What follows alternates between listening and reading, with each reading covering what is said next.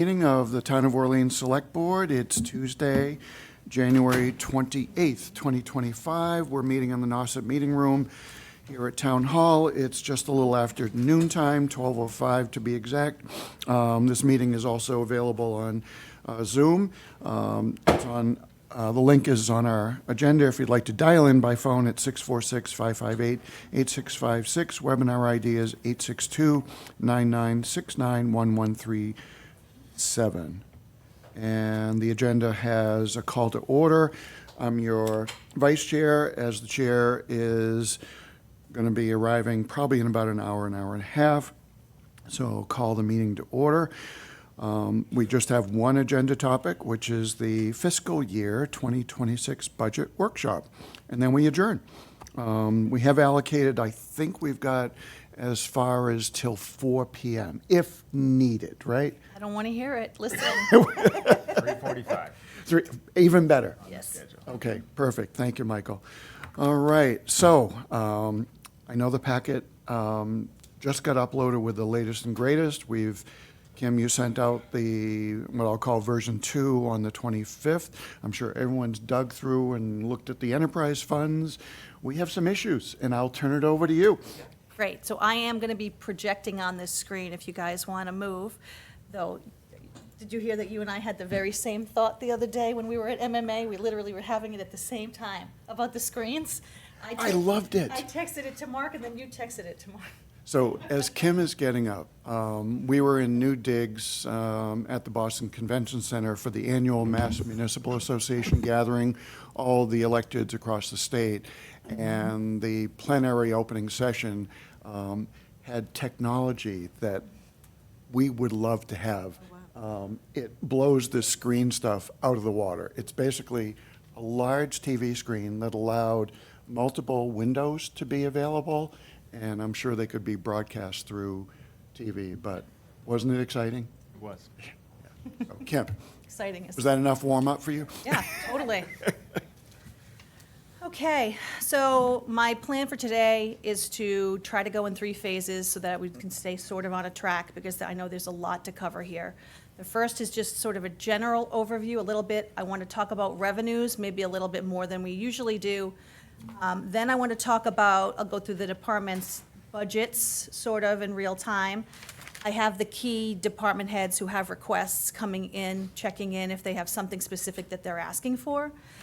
What this budget does not include are things that I would consider potentially not funding for FY26. So what I did not do is make pre-cuts before this meeting to balance this budget. So there should not be a presumption that just because things are in this budget now, that this is the final budget, the final version, because I do think we will go back, and some of these numbers will decrease, but not only here, but also in operating budgets. And so, we'll have a conversation about that. So from a standpoint of dialogue, input, you want to kind of talk revenues, pause, get some feedback, and then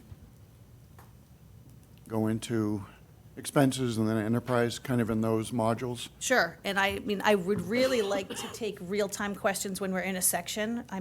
So you manage that however you want. Happy to. A lot of this is gut iterations of why something changed or why it didn't. And so I think to just start, this is the second year of this particular budget format. And so I think it's important to keep in mind this, even though this looks new and it's last year, you can see both years now. This is sort of a play off the financial planning document that you used to use before I arrived under your previous finance director.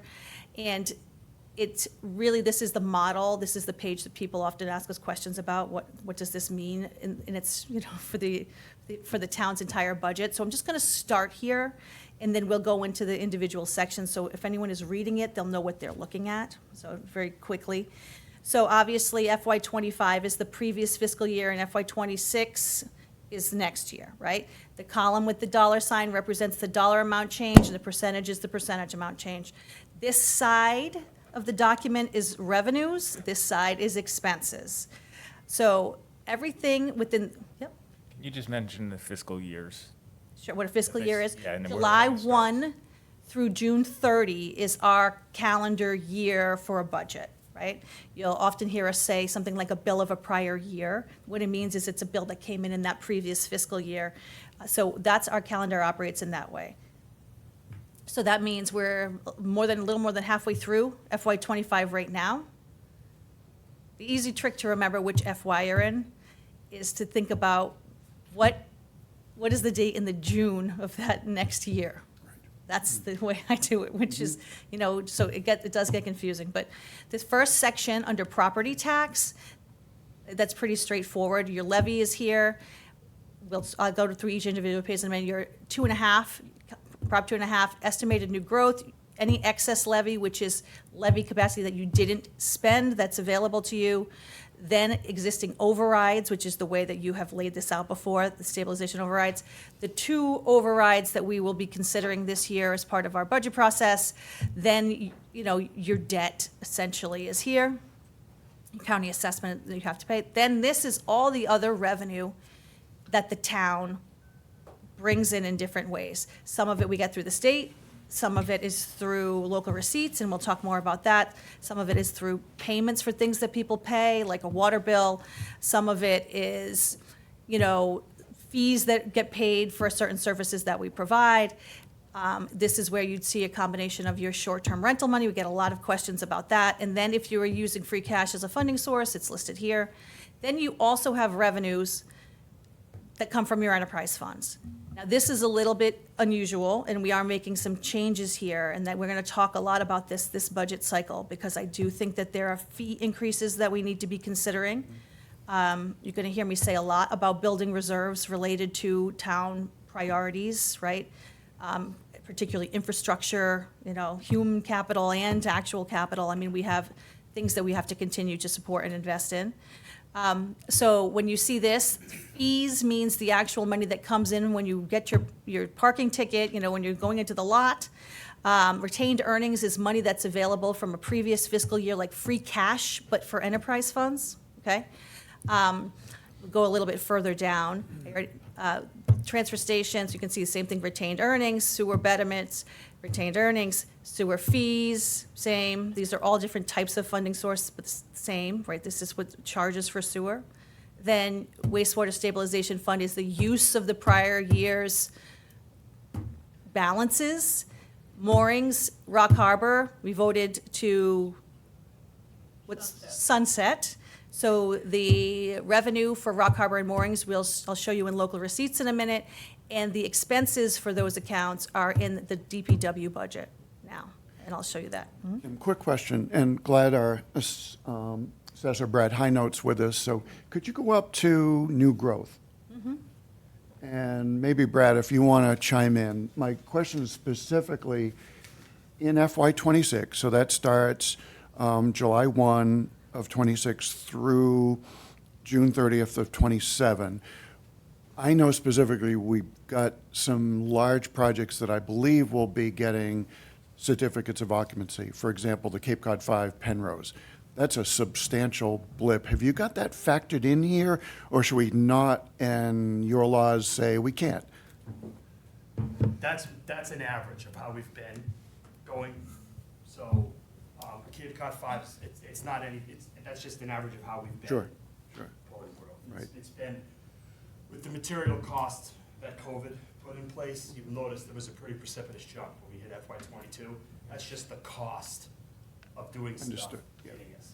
So our average now is, But if they do get their certificate of occupancy on the books, say, September 1st, you're going to roll that in, right, to, so if they get their certificate of occupancy September 1st, that, we'll pick up whatever was there January 1st of this year. Right. For '26, and then the rest of it we pick up in '27. 27, yeah. But Penrose is paying taxes now. Yeah. Right? It's just, when those units are all finished, it'll be more. So it'll be, the growth for this year would be based on what's kind of a cost approach, which is just kind of the cost of what they're doing. Once they go live and they start bringing rent in, we switch to an income approach to value, and that will determine kind of how growth impacts. And the rents for those, that we get those rents are income controlled, so the max rent they could charge would give us one number. What they will charge will give us something Right. lower. That's kind of the cost of Yep. doing It's the same thing at Rock Harbor Village. So, any other board questions on this? I say Lynn, but I want to give deference to you guys first on this narrow topic. Okay, Lynn, come on up.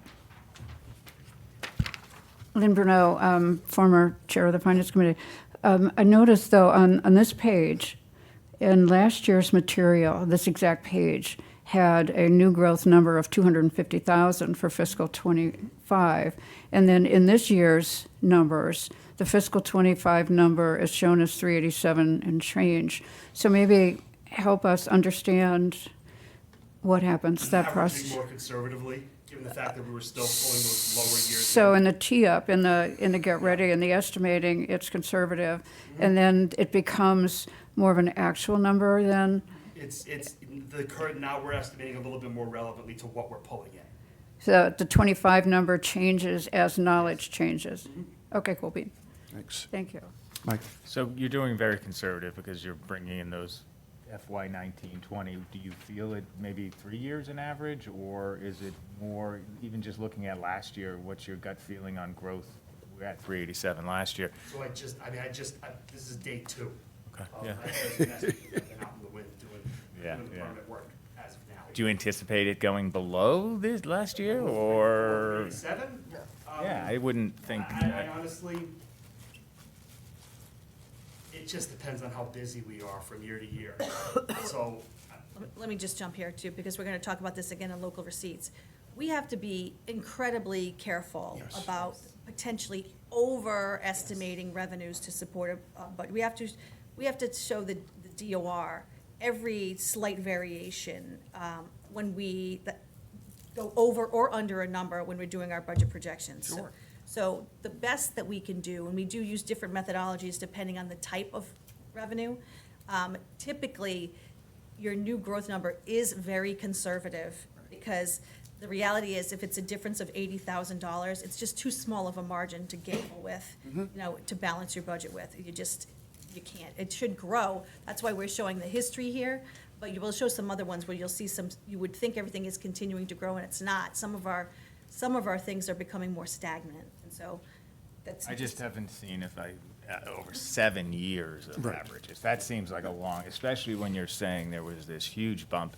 And it's really reset the bar after COVID. It's not, we're not going back to 2020. Well, I mean, That's the all I'm actual saying. for You could- '24 was only 307. Yeah. So, I mean, that's what you're always sort of hedging against.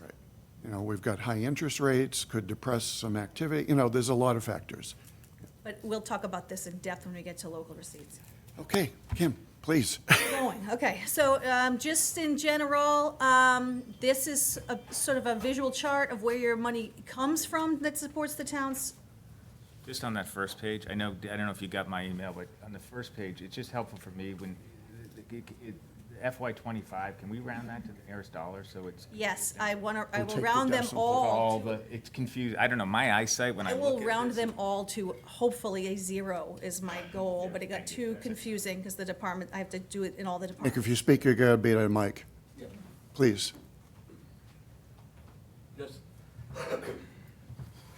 Nick Athanasiou, also of the Finance Committee. Just a matter of style here. Last year, we were talking about an operating budget of about $52 million, and then there was a total of whatever. We don't have a subtotal this year, so I'm wondering if that's something we need to put in there somehow so that people can relate to last year, Oh, you mean highlight that this number is the budget number that ties back? No, we had an operating budget. We called it operating budget, and it was the first batch of entries through whatever. I haven't gone back to see what Okay. was in there. You're right, I could add a sum right here that would Yes. tie back to the budget. There you go. And we did have a line that's now hidden, that's in here. Yes. Got it, Thanks, Nick. yes, agreed. Okay, so we'll just keep going on revenues for the moment, since we're already there. So these are the different types of revenues. People, always talk about their property taxes, but honestly, you have a pretty good diversification here. Local receipts at 11, enterprise funds at 8. I mean, that's almost 20% right there that is not property tax based. So that's pretty strong. Short-term rental on its own is 3%, and we'll talk about that. And then you've got some other smaller pieces in here. Just as a reminder, Prop 2.5, right? These things are automatically calculated. The 2.5% increase each year is about $850,000. So you need to think about that when you think about, for example, when your retirement goes up over $400,000, how much growth is really supported in a community, or how 2.5 affects growth in a community. This is a sheer indicator that it is not enough. We just talked about new growth. The county tells us a direct assessment number. So this one is, we'll spend a little time here because we get a lot of questions about, building permits and investment income and all the fun pieces that are related to the town, but not necessarily individually recognized. So we call this section local receipts, right? That's typically where they come in, and on the front page, if you're looking for local receipts, it is over here somewhere. Right here, estimated local receipts. This is where that shows up, so you can track it year over year. Had a really strong year for receipts, which is good. So again, let's talk about, the DOR really does watch this. To your point about trying to use an average to determine a conservative number that won't set off a red flag, either too high or too low. So last year, I created this and added this part about averages to give us an idea of where we would be. And then, so I will also say for this year, I met with Jen and Scott and Brad, and we went through these all together to talk about what we thought the numbers should be. And we were pretty close on most of them. So like, for instance, the motor vehicle excise tax, the actual is 1.53. Yes, this number could be 1.53 because we can use the previous year's actual, but based upon, closer to use somewhere closer to the average, right? So like 1.5 is a pretty solid number. Meals tax, again, some growth here, but the average over 3 years is less than 400,000. Yes, they grow, and it looks like it's trending up and growing, but you can't be certain, particularly if the economy takes a turn. So we try to be pretty careful with our estimates. So that's about 425,000. Boat tax is pretty straightforward. A lot of people buying things. Penalties and interest really just depends on the year. I thought the boat tax seemed a little odd. Doubled? Yeah. We're buying twice as many boats? And the value of boats has increased. Right, Yeah, okay. That's an excise tax, right? yeah. Okay, so then you have any other charges for services, they would be in here. In some years in the past, these numbers also, there's blanks here because they do get jumbled in reporting sometimes. Building permits could go in one place and fees end up in another, but we try to sort them so you can get a sense of which comes from which, like building permits, very solid, right, for a couple of years. Slightly, our budgeted estimate from this year, right, this is the budget, is 212. So we know, right, we're gonna pull probably higher than 212 here. So, but a conservative estimate, to use a 3-area average, to make sure we're not overestimating, is 255, right? Go ahead, Can you- Matt. Back to that, other charges for service. When you go back all the way to 21 and 19, it's a totally different Right, ballpark. that's, Right, because they probably were all jumbled together. That was what I was saying, which is Okay. like, in the past, when you're reporting, there's only some of these lines are directly have to be reported. So sometimes fees come in, they get put in a different account, see like here? See these, they shift. So you can get a general sense of up and down, right? on the totals, yeah. Yeah. So, and this will shift too. Like, for instance, I've added cannabis here, since everyone is wondering about this. This won't actually show up in its own line when it comes in. It'll be added to one of the lines. I would assume it's gonna come in. It should have been in miscellaneous the last couple of years, and now would actually go to a budgeted line in the future. Kim, can I share something for those that might dig into the DLS database, which, the way that works, the state has this Division of Local Services database that's accessible to everybody. It's a data bank.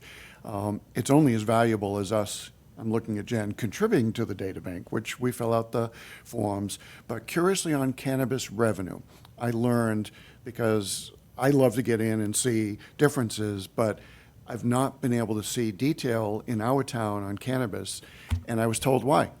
Because we only have 2 shops. They will not report any breakout information that would be viewed as anti-competitive. It would allow people to start to, determine which shop's doing better and things like that. So if you have more than 2, you can actually see it. But they just really don't share that level of detail. But we're new in this. And just on a, do we know what fiscal year '25 number is going to be? Scott here? He said probably 120. 66,000 so far, probably around 120. So 100 is the number. The second shop opened when? In midsummer, was it? Yeah, late, right, yeah. there was a, After- it was, After July 4th. yeah. Has he estimated the full year, all of it? Where he thinks His we're estimate gonna is wind up? His estimate is 120. 120. No, not just cannabis, the whole receipts. Yes, this is what this is, right? So, 0.9. That's the 26 budget, yeah, so the 26 you asking? budget, finishing 25. Oh, so, well, we're not there yet. No, I know, but Yeah. you're already getting you're asking for projections on cannabis, you should be able to project the whole so 25. what we do is input the actuals from 24. We then look at the year-to-date for 25, that's what we did in our Right. meetings, and then make our best estimate for 26 off of that information. What we don't have here is an FY '25 estimate number. So people looking at this thinking it might be at 3.1 million. Right. It's not going to be at 3.1 million. Well, a nice thing where Michael's going is, again, the state has us follow these strict comparisons. We also know, as Michael's going, there are projections that are going to be plus or minus within the FY '25 budget that we're in right now, which the benefit we've had for how many years have we done a fall town meeting? At I was least just three. gonna say that. 3 or 4 gives us a chance to actually see the true number that helps inform free cash when that gets certified. Well, that's actually, that's a good point, right? Why is our number so large? Where does it come from? Take a look at the difference between what the budgeted amount is that we base the budget on to be conservative, to make sure we don't overuse Overshoot, yeah. what the number actually is. I mean, there's $800,000 here. Yeah. That's a lot of money to leave on the table, yes, but you want to be conservative. Mm-hmm. You need to have room. You don't want to be on the opposite side of that, right? But if we're over-concerned on each one. I know, but Then it- we then it really causes us. have to be able to justify. Sure, Come on. okay, just asking the question. They make you write basically a letter Exactly. for every dollar that you are over And- before they'll, Another suggestion, the FY '25 number is really not the budget number, right. right? Because you've adjusted based on reality. Have you? So can't we say estimate or, No, I think FY '25 budget is budget, Static right, budget. Kim? Yes. Yeah. I mean, I don't think I changed any, but maybe I could have. It was so long. You see any? I did the revenues. I see, so you use what could be adjusted to produce the 26 estimate, but it doesn't show up here. Right. So Right. there's no year-to-date kind of number. And that's where Michael's going. Because it's a budget, because we do the planning pieces, right, outside of, in the budget document. When you're putting a budget document forward, it's not showing you how we did the Okay. math, right? That's what I was saying, when we met, what we do is, we have the actuals, we put them in, we usually, that's usually the start point when you're talking about local receipts. You know you're not going much higher unless you can justify it, than that year's actuals, the previous year's actuals. So then you start looking and you have to wonder if that FY '24 number is an outlier based upon something unusual happening. Is this, is it trending up and is that consistent? Has it ever dropped off before? That's the type of thing we look at in these numbers. And then 25 was what we passed back then. That's what we thought it was gonna be, conservative. Then we look at 26, then we look at the averages that we're also looking at, and then we make our best sort of estimate that we think, would I love, in terms of, to go back through here and get a little more generous on some of these? Not really, but I mean, maybe. I mean, like depending on the, Yeah. Okay. So to Kim's point about some of that, that is the original budget estimated numbers. Part of this process that's interesting is the timing of how all of this happens. We get a certification of the tax rate recap every year. And in that tax rate recap, to her point, right, like there are some explanations that have to happen for what we've done year to date versus what we said we thought we were going to do. And then there are adjustments to those numbers after the recap. These numbers do not include the recap adjustments. So some of that was and will be, those numbers will be adjusted higher because of how we got the certified tax rate recap. right. Okay. But by taking a conservative approach to this and maybe other sections too, what you're really doing is sort of creating the future free cash. The 3 to 5%, right? So that's not only that, but I mean, we would get some heat if we overestimated our local receipts in particular, right? They know that this is what municipalities want to do. They know that it must be so much easier to overinflate these numbers to basically balance your budget out. No, I think, I'm opposite to that. Yeah, nobody's saying. No, that's what I'm saying. overinflate, That's what might they're, have to- that's what they're looking for, right? They know that the pressures that we're under, particularly when we're talking about doing an override, to basically be like, you know what? We could ease that burden by $150,000 by just pushing, but we have to make our best good faith estimate, right? Sometimes we can go back, Brad, usually, is Brad still here? So towns often lean on assessors. I haven't had to do it yet, and I won't. But basically go back and change some of their numbers to sort of help with this, and, you know what I mean? On that new growth number, you can see $50,000 sitting right there, right? Like, that's the sort of thing I'm talking about. If we needed it, we'd talk about it, but like, you hopefully are never in that boat. I mean, Please. when they look at it, the budget, I mean, they have the benefit of looking at close to 60% of actuals for FY '25 to compare the, FY '26. You're doing that, in lack of a better word, behind the scenes already when you're Sure. projecting the '26, but people don't know that when they just look at these sheets. Right. So Right. FY '25 budget is static. Yeah. Basically, you've already used that as a projection with the 2 quarters we've finished. And that's how you are. Especially on the revenues. I'm just trying to You help. can have, you'll understand see how when it- we get to the expense side, you have more room on the approved amount on the expense side, because that number is basically only good the day it was passed, and then it's never good again. So those numbers do change more, and like a revised FY '25, numbers that, get voted on or transfers at the end of the year.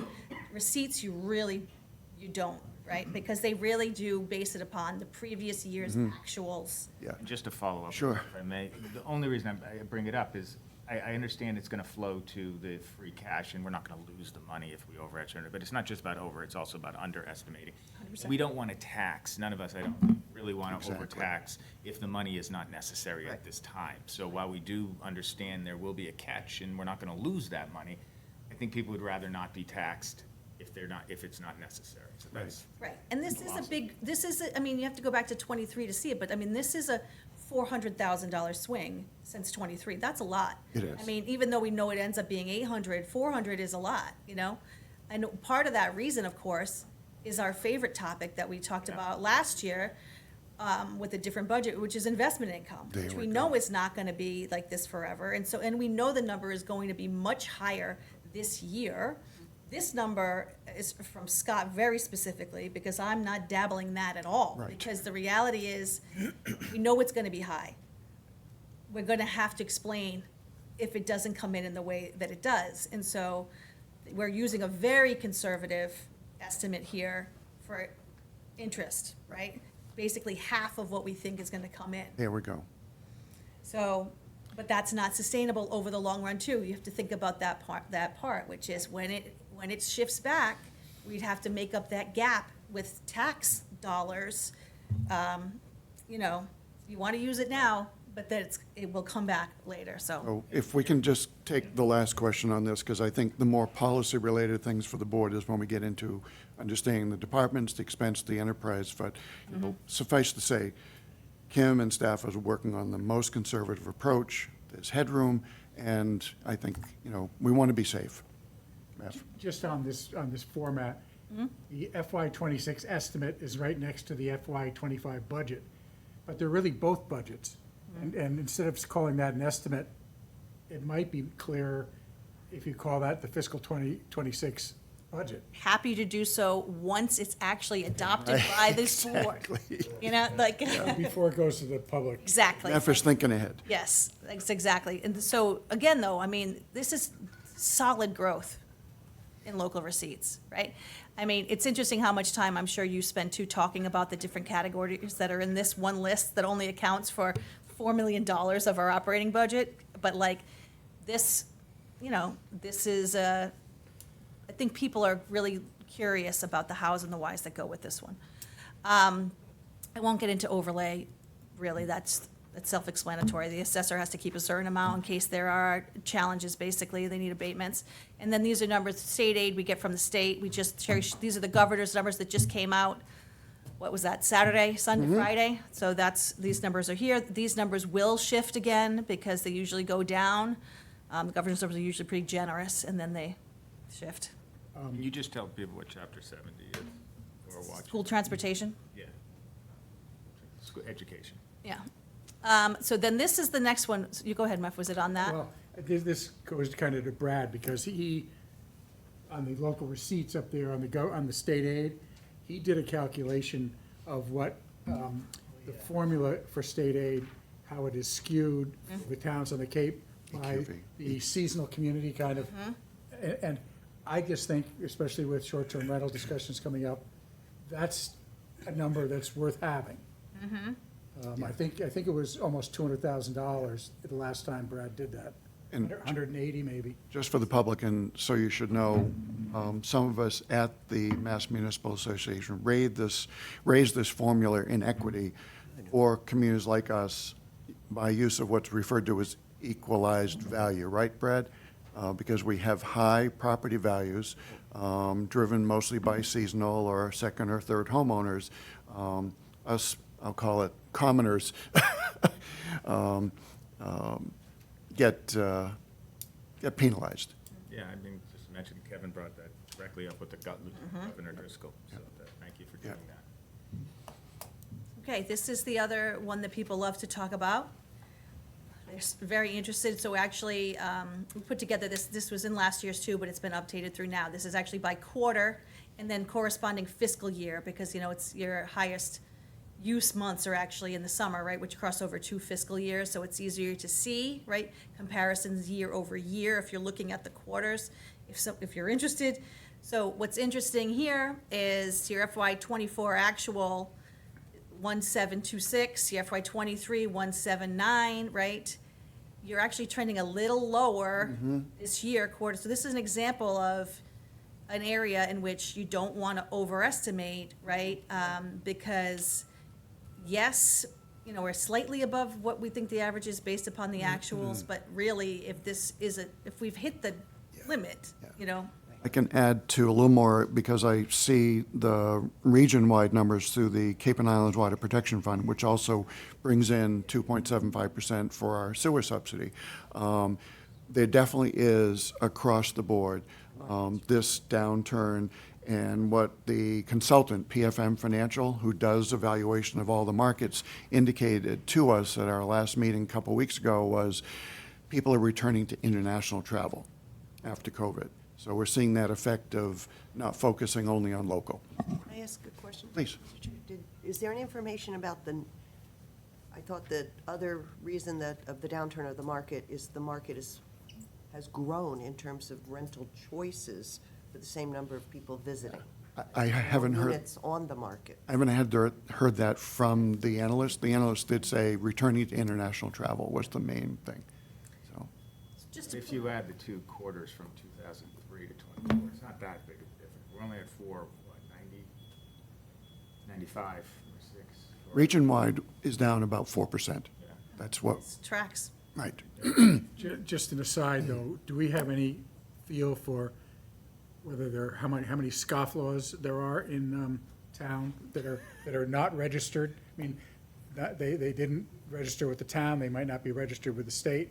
Well, I think that's part of a larger conversation that we're gonna be Exactly. having a lot heading Yeah. into May, which is, this short-term rental piece, is critical right now to support the sewer project, right? At some point, we'd like to hope that these numbers go higher, and then we cap the amount that only goes to sewer, right? So that we can start sort of shifting where this money goes, right? It's painful for me, but the sewer, it's, again, if someone is looking for this on the overall budget, it's right here under short-term rental tax. And just as a reminder, 100% of this is going towards the sewer project, okay? And 100% of it is needed to balance the sewer project because it's an expensive endeavor, okay? So we're not only are we using the fees from the sewer project that are coming in, the betterments that are coming in, we're using retained earnings from the previous year, right? And using existing revenues on hand, plus the short-term rental, no pun intended, to make the project float at this point. At some point, that will shift because you will be bringing in additional revenue based upon flow, right? Yep. So, but right now, we need it in order to support that project. But you can see, I mean, $100,000 over a year is substantial, you know, it's positive growth. Okay, anything else on revenues that people are interested in? This page in here, if people are poking around for free cash, this is just to give you an idea. The certification is here if you want to see the process for that. I know you can't read it on here, but if people are curious about what that looks like, where we get our number from, that number that comes in from the DLS is up here. It was already certified in the fall, right? Then we spent some of it at the fall town meeting, some $4.6 million. That leaves us with about $900,000 left. Right now, there's $150,000 in the front section of the budget to balance the FinCom reserve, right? In, out, same philosophy as last year, just a smaller number. This is where, so we'll have about $760,000 available in free cash for the May town meeting for articles. We're gonna talk more about that when we talk about capital next week, obviously, because that's where the money really is needed, but we'll talk about other projects too. Mef? How does that compare to that number going into last May's town meeting? I think we spent $2 million last May. And last May, I feel like we had, We had a lot. yeah, I think it was like 900,000. It could have been 1.5, but I feel like it was around 900. Maybe that's what we ended up spending. Can- Andrea. Thank you. And again, not for right now, but when we get into the weeds between balancing impacts of short-term rental and and funding wastewater and the projections forward for both, plus trying to build and bring over year-round housing as opposed to short-term, is it possible to, within a public awareness, be able to talk about the impacts on the community in terms of both using services and contributing to the town, the difference between a year-round property, an active year-round property, and a half-occupied property? Because it's going to be on both sides, meaning, are schools being used, This is the same, so Beth They and I don't- have been talking about this and about the myth that a seasonal property contributes less and therefore their cost should be lower, right? Where they really do, just the coverage related to having that property actually does have a substantial impact. There are a number of things we kind of have to pull the curtain off of with how much it costs us to run a transfer station or the beach. And this is the other thing. So, the other- so glad you're saying that. We're getting there. We're gonna get it. We're gonna get there. But I guess in ways that we may not have tried to explain it before to residents. And I think 1.5. that's Let's give it a try. critical for making our case. let's give it a try. Okay. Okay, and then the last one, just to talk on, and it really doesn't matter right now in terms of budget, but it's just here as part of this book so that people can see the annual update to it. Did you get a question already on this from Lynn about the top number? I removed the debt. Oh. Last year's numbers were high. So when you're setting off your, this is spelled wrong, when you're setting off your stabilization fund, right, you want to use 10% of the prior, you're like right, prior year. So that's what we've done here. Last year, this number was 51. I took the debt out because that is actually not part of your operating expenditure, besides the payment portion. This, right now, the conversation we've been having in the public is about potentially spending down, right, on our target. Right now, I've left it at 14, so you can see how much you are actually currently over the target, and that is actually only as of 1/15. The estimate is a couple $100,000 higher based upon interest, right? So even at 14%, you're going to have $1 million over target in stabilization. But as you've properly cut and pasted, the policy does say Right. between 12 and 14. 14. Right, and so that's what, we can make a determination, and I would very much like to consider it, because I do think we should be using that difference that's over 12%, which is, again, incredibly high stabilization balance number, towards your capital expenditures. I mean, equipment, land purchases, I mean, one-time pieces that are critical to moving forward, right? Goes back to your point So- about keeping the yes, taxes so that off it's the. not just free cash. I mean, you have Right. basically money in the bank, right? But you're way, Too much in a solid place in terms of how much you have in the bank. Do you have that number over 12%? You have it over 14, right? What? 901 is Yeah, over it's like 14. it's like 1.1. It's only an extra, Yeah, it's like 200,000. an additional to the, 200, yeah. Yeah, just an additional $200,000. Yes. Is the 2%. Right? yeah.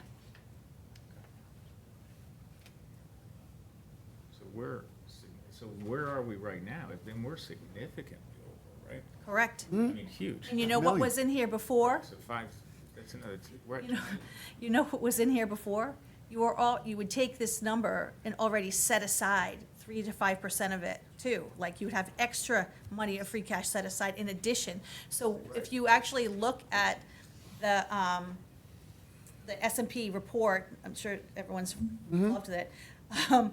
Actually, we have 19, they consider us to have 19%.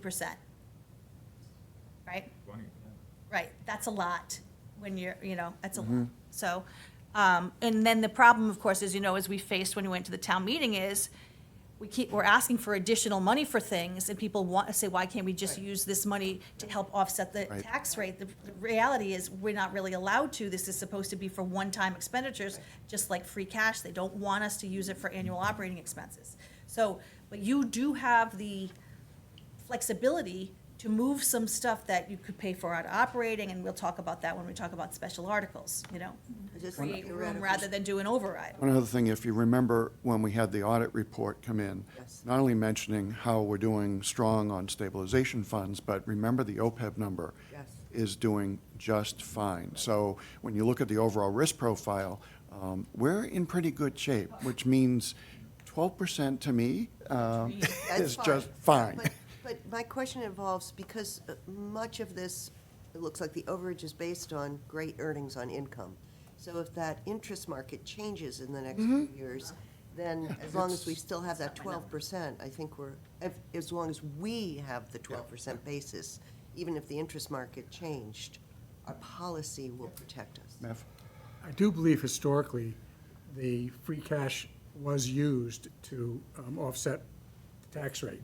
In ways it shouldn't. One-time uses. So it's interesting, I didn't see that, but we did do it last year, and even just to, when I wanted to, and that's another reminder about this.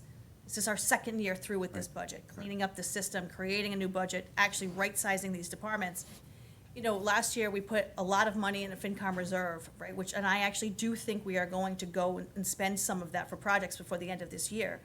But we put that number as free cash so that it would only be for emergency one-time purchases. It's the same situation here, which is, we're using $150,000, but you can be sure that they noted the use of free cash to balance our operating budget, and I didn't like that, right? But when I explained why we did it, then they were okay. Like, those are the sorts of little pieces that start to show that maybe your budget isn't actually balanced with your numbers. If you have to use one-time cash to pay your bills, basically, then that's gonna raise a flag about your creditworthiness. Just to follow up, though, it'd be interesting to see, I suspect that the opportunity to lower the tax rate by using free cash, when you translate that into actual how much it actually changes is probably less than people would think it would be. Right, and we spent a lot of time on this last year, and this is, you might remember, not that we're on the expenditure side, everything that is funded over here under special articles, which was over $2 million last year, and then it's $2 million again.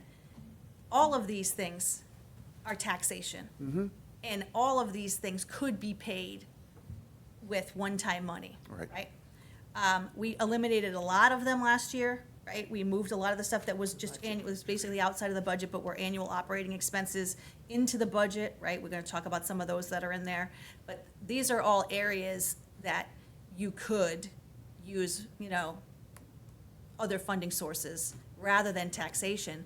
But you've passed some of these through taxation, but that doesn't, like, these two, you don't have to only pay taxation, is my point, which is, you don't, obviously, we have the burden, and we've talked about these numbers aren't gonna be enough, we're gonna talk about that, but,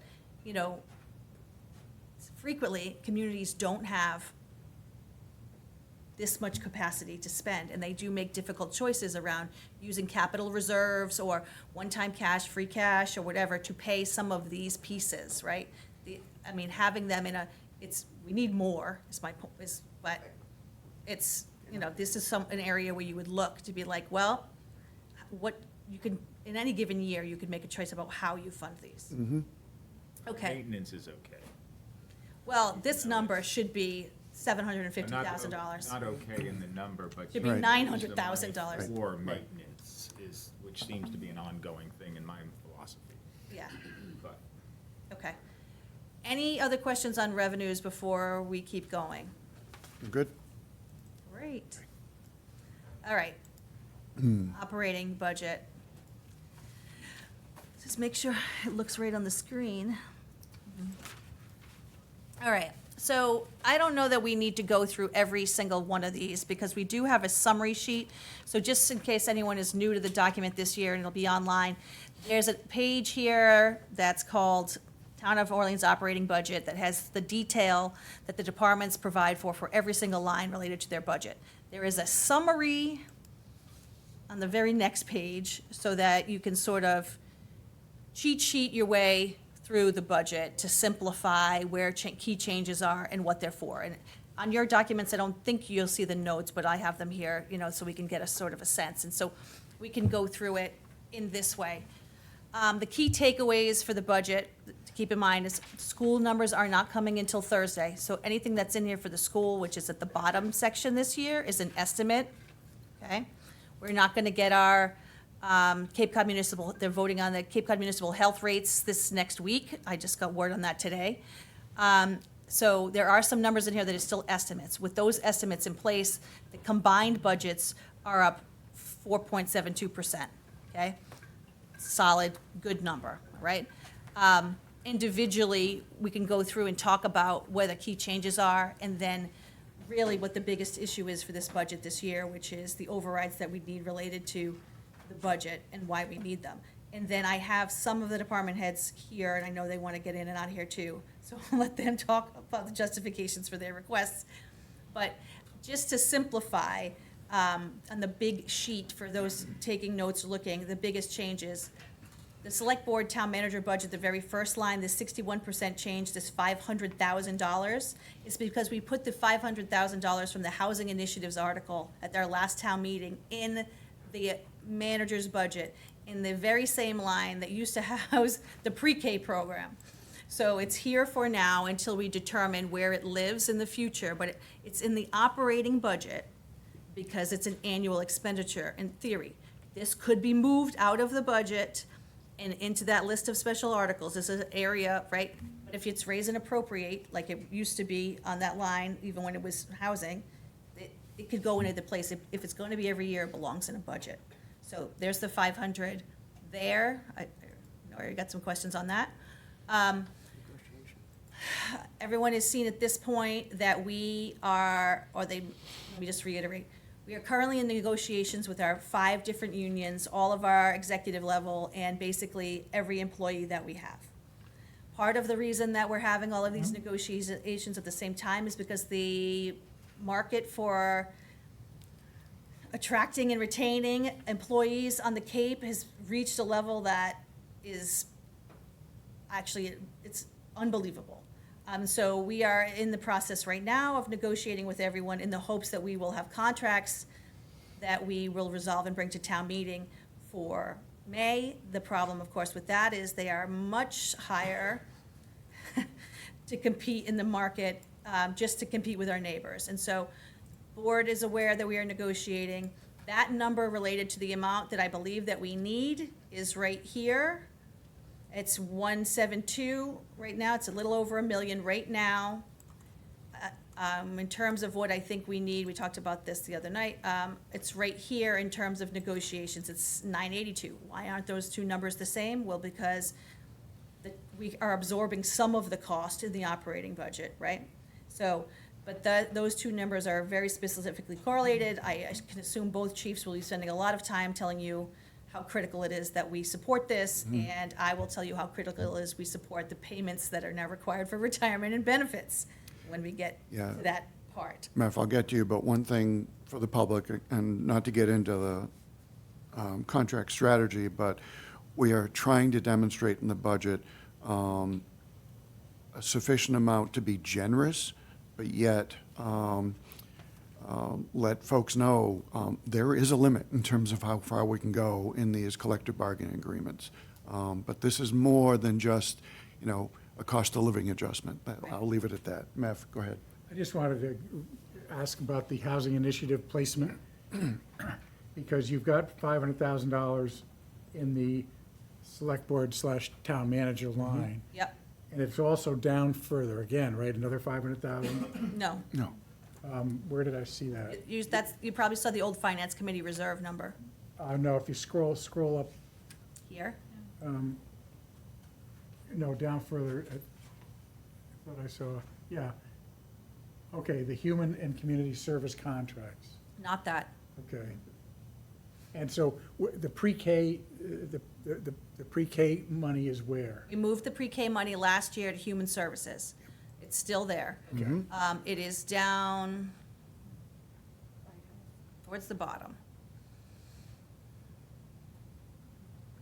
I color-coded education green, in case anyone wants to see the difference. Under community services, then we have health and council on aging. We have veterans benefits, right? The library, recreation, culture and community events, Kings, and then we have, oh no, I skipped it already. It's hard to see from here. Let me look. I'm looking at the screen. I should be looking at, oh, here it is, right here. Here you go. Human and community service contracts, right here, New. right. There is a request in here that we'll talk about. Human Services would like additional funding related to be able to award more grants through their program, so that's in here too. I'll just go through them very quickly. But maybe I'll let these guys go first, if you want. I just want to say on the override piece, so that it's clear, that number is only a one-year number. It is not a three-year number. So you may remember last year or the year before, we were talking about potentially passing an override related to firefighters, right? That is part of what you're seeing here in terms of cost, right? There's some pieces of that are in here, right? Like these things sort of catch up. Retirement is substantially higher because we now have 12, we have 8 new firefighters, and then you've added 4 positions over 4 years added to your calculation amounts, right? These number are big increases. Let me just point them out since I know people have questions about the individual, but the bigger ones, just to show people what we're talking about, that are not controllable by us, right? Right now, I have a 12% increase in employee benefits. This is health insurance at the very bottom. It's 914 if you're following along. Yes, 12% is a high estimate. We really think the estimate's gonna be about 9%, but this also includes benefits related to any additional employee Right. that we add. Every employee that we add at least $33,000. You used to add $37,000. 33 is what I add. So you have a number of additional positions that are here. We'll talk about that. And then we talk about a number that will change. This is one of them, right? But $400,000 is is substantial, whether you add positions or not, right? Like, that's a large number. And then on retirement, it comes from Worcester County, and I should Barnstable also County. say, it's also in 2 places in the budget, but retirement for Worcester County, this is a Barnstable. real number. The increase of 377. We're still in Barnstable County. Oh, yeah, sorry. I live in the old world. Right, Barnstable, 377 is incredibly high, right? And I did talk to some people about this at the conference over the weekend, and basically that's what I was told, which is, this is what's going to happen when you're adding positions, which I understand, but like, you're seeing this, you know, the trickle-down sort of piece of growth, you know, comes out in these areas. And so this number, this 377, and this health insurance number, plus the OES retirement number and health insurance numbers, which are calculated at the very same amounts, are what's in the override number exactly here. 904 that is the number for just retirement and benefits, an increase to the town, right? Now, it could come down when the rates come down, but it's a $900,000 increase in retirement and benefits. I mean, that's $1 million. We just talked about new growth being 850. On. Right. Gone. That's before we even start talking about cost of living adjustments or anything else. So, let me just go quickly back so that these guys can come talk about their budgets a little bit. Just do the general overview of the big ones. This budget is pretty straightforward. The department heads did a great job. As usual, they shared everything that they thought that they needed. I don't know that we're gonna fund all of it, but we're gonna find what we can do. So housing is up front, then in reserve for negotiations, we just talked about that. We have some smaller changes. Most of these are related to salary increases that are, you know, contractual or otherwise in these departments. You have some larger requests around adding part-time AV coverage, you know, $20,000 here. This is a big number that's come out a couple of times. People are asking about this. These numbers, and just as a reminder, now we have an HR number in here too.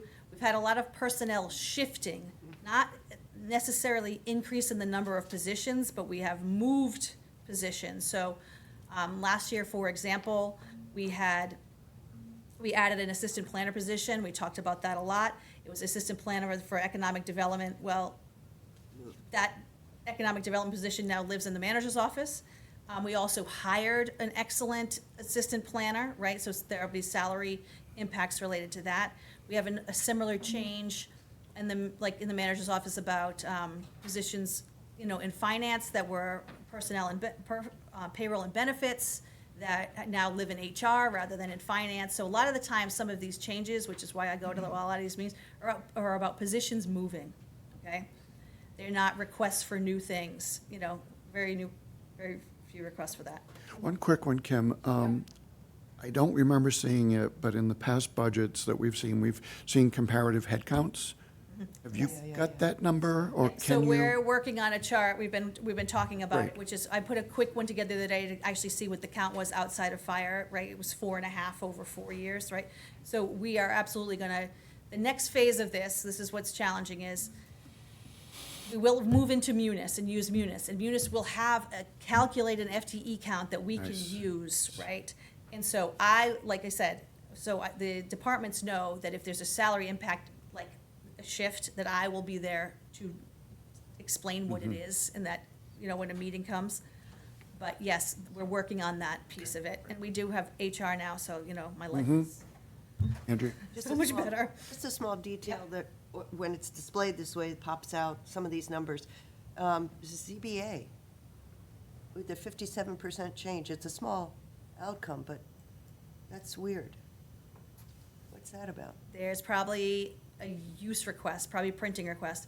I mean, it's, Postage printing, and then, and nothing in legal. We're gonna flatline legals? Well, I'm flatlining legal because if we go back to the previous couple of years' actuals, we're actually, I mean, we're usually around 200. I actually thought about lowering it. Oh, wow. I feel like we use Mike more, not less. What do I know? Well, but we are in negotiations, right? And the other part around legal is, you know, you're always like 3 or 4 months behind in billing based upon reality. So like in those fiscal years get tricky too, you know, when things are ongoing legal battles, but there's no change right now, right? I did look at it. Scott is here, I'll talk about the police department, and Jeff is here to talk about fire. And then I can come back and talk about, and then Rich can talk about parks, and then I'll come back. So let's go with Yeah, Scott first. Come on up, chief. And I will pull up that budget on the screen so that you can see it. Would you like a podium or? You can go. Whatever that's you're your comfortable choice. with. Oh, I'm old, I need to sit down. You're not old. yeah. Good afternoon, everyone. Afternoon, chief. If you noted in our budget, it's very consistent with what we've done historically. No significant changes to that. So with that, if you do have any specific questions on the budget, I'd be happy to respond to those questions. Don't all dive in. Yeah, no. Go ahead. I'm trying to get to it. Right.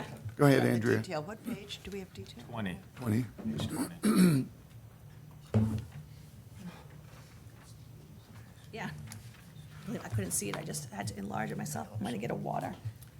While they're looking, Scott, any highlights on changes that you want to let us be aware of? Well, if I could use this as an opportunity to express a concern that I have. I had the opportunity to meet with FinCom earlier. The state of the department. I will start with, I am absolutely thrilled with the performance of our staff. They are responding extraordinarily well to our staffing challenges. Currently, we have 5 officers down, soon to be 6 with the retirement of Sergeant Morton. I have one officer that's finishing up field training, so that will help. I have another officer just graduated on Friday that I'll be bringing in to introduce to the board in the near future. We just finished our promotional process, so I'll also be recommending to sergeant candidates to this board in the very near future also. My concern is we cannot sustain this forever. Your officers are working a lot of hours, and again, doing a remarkable job. Looking at the future, I think the first question we have to ask ourselves is why? This is not only a problem in our community, it's a regional problem. And ladies and gentlemen, this is a national problem that law enforcement is experiencing. You have some urban cities that are dealing with thousands of officers down. The candidate pool is extremely thin. In my 35 years in this profession, I have never seen this bad. We have our local departments now competing for the talent pool that we have. You have departments offering sign-on bonuses. They are increasing, obviously, the benefit packages. We need to compete with that. And right now, we are not in a position that we can do that. And with all due respect to this board, and all due respect to the taxpayers in this community, we do respect the tax law. I am deeply concerned what the future holds for us. I will not lower my performance standards because the community will not lower their expectations. So I know I'm not telling you anything new. You've heard this from me before. But we have to compensate our employees where we can compete with the surrounding towns. And it is, I'll tell you what, I'll be honest with you, it's cutthroat out there right now. These towns are stealing from each other, and if you can, an officer can make $5,000 to $10,000. We had one case recently, it was a $20,000 Mm. to go to another community. I cannot compete with that. No. I know I have the obligation to create a certain work environment, a happy, healthy work environment, and I really try to do my best, give them other opportunities, training opportunities, put them on a path where they can succeed. But I can't make up for a $20,000 salary. Yeah. But, or the cost of housing. Yeah. And that, and the one thing, and that magnifies the problem. And one thing I mentioned to FinCom FinCom recently is, I understand this is not just law enforcement or public safety in general. I know Jeff is looking at the same issues I am. But the difference, you know, our school teachers, everything out there, we're all experiencing this. But we are investing in these officers. Mhm. We estimate $60,000 to train an officer. We cannot recoup that money. Legally, we cannot recoup that money. We could probably get maybe $3,000 for the cost of the academy. That's it, and it has to be prorated. So, when you talk about being fiscally conservative, what a poor investment that is. Yeah, yeah. I'll also add, Chief, and you've, you know, how many years accreditation are we under? Yeah. Yeah, we're going through that right now. Right. We've been accredited since 2015. We're due for our reaccreditation coming up in March. So that is sending the signal to our community and to your members, this is the place you want to work, because you're recognized for excellence, and that means a lot. I will also add, though, because I sat in one of the sessions at the annual meeting, Post is having an impact on you, cost-wise. This is the police officer safety certification training. Management training. These are legislated, mandated things that didn't have any money coming with it, but it did have obligations to you. Yeah, unfunded mandates. In fact, I received an email this week, new documentation requirements that we have above and beyond what we would normally have in a personnel file. Yeah. And I'm just sitting back and how can we administratively respond to this with the Yeah. personnel we have? And there are penalties for not And complying. there are severe penalties. And it's, not only is it with the new administrative mandates that we have, but with the previous, for example, internal investigations, okay, accountability, transparency, we're gonna be on that. But now we have reporting requirements that take more time than the Yeah. process did prior to. Yep. So there's a lot going on administratively, Yep. and thank you for bringing that up, Kevin. Yep. And that's gonna have a significant impact. Andrea? I just want to follow through with a couple of kind of themes. You have been incredible at innovation in terms of community policing. You have also been very vocal in the challenges with some of the types of calls that the police department participates in, mental health, family kind of dynamics. And we're about to, I hope, expand Health and Human Services, and the reason the Human Services Committee wants a larger budget is that hand-in-glove addressing community needs. One of the concerns in retaining officers is kind of the glass ceiling. In a small town, what's the job? Where's the room for advancement? What can they pursue? Scott, if somebody said to you, write your dream response to community life that law enforcement plays, and what are the, because we've heard it from the Cape and Islands District Attorney, what are the current types of service calls and who should be responding to them? And if we were going to build that, where would the training lie? Not just in the paramilitary response for safety, but mental health kind of concerns. Well, let me address that. Clearly, paramilitary police response is necessary. One of the things that we haven't done a good job in the past doing is really telling our story. What is it that we do? We're trying to improve that. You need to have a better understanding of what we do. Because for the most part, people have no idea. Right. This is a safe community with a low crime. Mm-hmm. But ladies and gentlemen, we had an individual in our cell block this morning. It was unbelievable. Throwing things, swearing, cursing, you name it. So it does happen. You brought up a very important issue here, mental health. The reality is this, ladies and gentlemen, you can hire all the clinicians you want and therapists, and there is they're gonna have a really important role in our overall community response. However, what we've learned in the last year or so, when departments are hiring clinicians, is that they get on these scenes and they don't know what to do. They're ugly scenes, ladies and gentlemen, they're violent, and you need law enforcement there. So to answer your question, it needs to be a unified response to these things. It's gonna start with us. We're gonna try to de-escalate. De-escalate, But right. we're not clinicians. Right. We're not clinicians. So when we get situations under control, the follow-up needs to be there.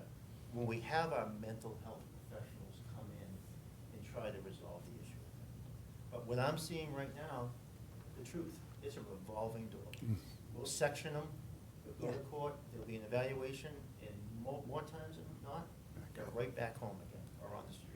There's no place for them to go. There's no place for them to go. And did folks hear Pecasset Community Mental Health Center is proposed to be closed? Right. It's not getting better. Yeah, this is a significant problem, and what we tend to see is that when they eliminate facilities, or eliminate programs, a lot of these get shifted to law enforcement, or public safety in general. I know the fire department deals with a lot. Mm-hmm. So again, I don't want to, I know you've heard it. Yeah. I'm concerned, I'm asking for your help, and for the folks that are listening at home, please understand the situation we're in. We do respect the tax dollar, but I think the alternative should worry you more. And I'll be happy to answer any questions from Yeah. the board or from anyone at home. Send me an email, give me a call at the station, I'd be happy to talk. One other stress, and, we all see them out there, and, I'm sure some people's first impression is, oh, these details making money to buy their next, fill in the blank, Mustang or whatever, but this adds stress. They are helping our sewer project, they're helping Verizon when they're setting poles, but these are above and beyond duties. Yeah, I'm sure the pay is nice, but they do need to sleep. They do need to recover and do the job they're doing. But again, thank you, Chief, for all the care you're giving folks, including yourself. He has been out there on detail many times, I think. I'm getting 12 degrees in the wind, I can tell you that. Meph. I just want to follow up on a few things that has come up, and I'll start with mental health, because the description you were talking about is the use of a mental health professional at a scene where it's already gone over the line. And really, in my mind, the mental health investment that you would make would be more preventing that situation getting over the line. And we did fund a mental health line that was specifically for the police.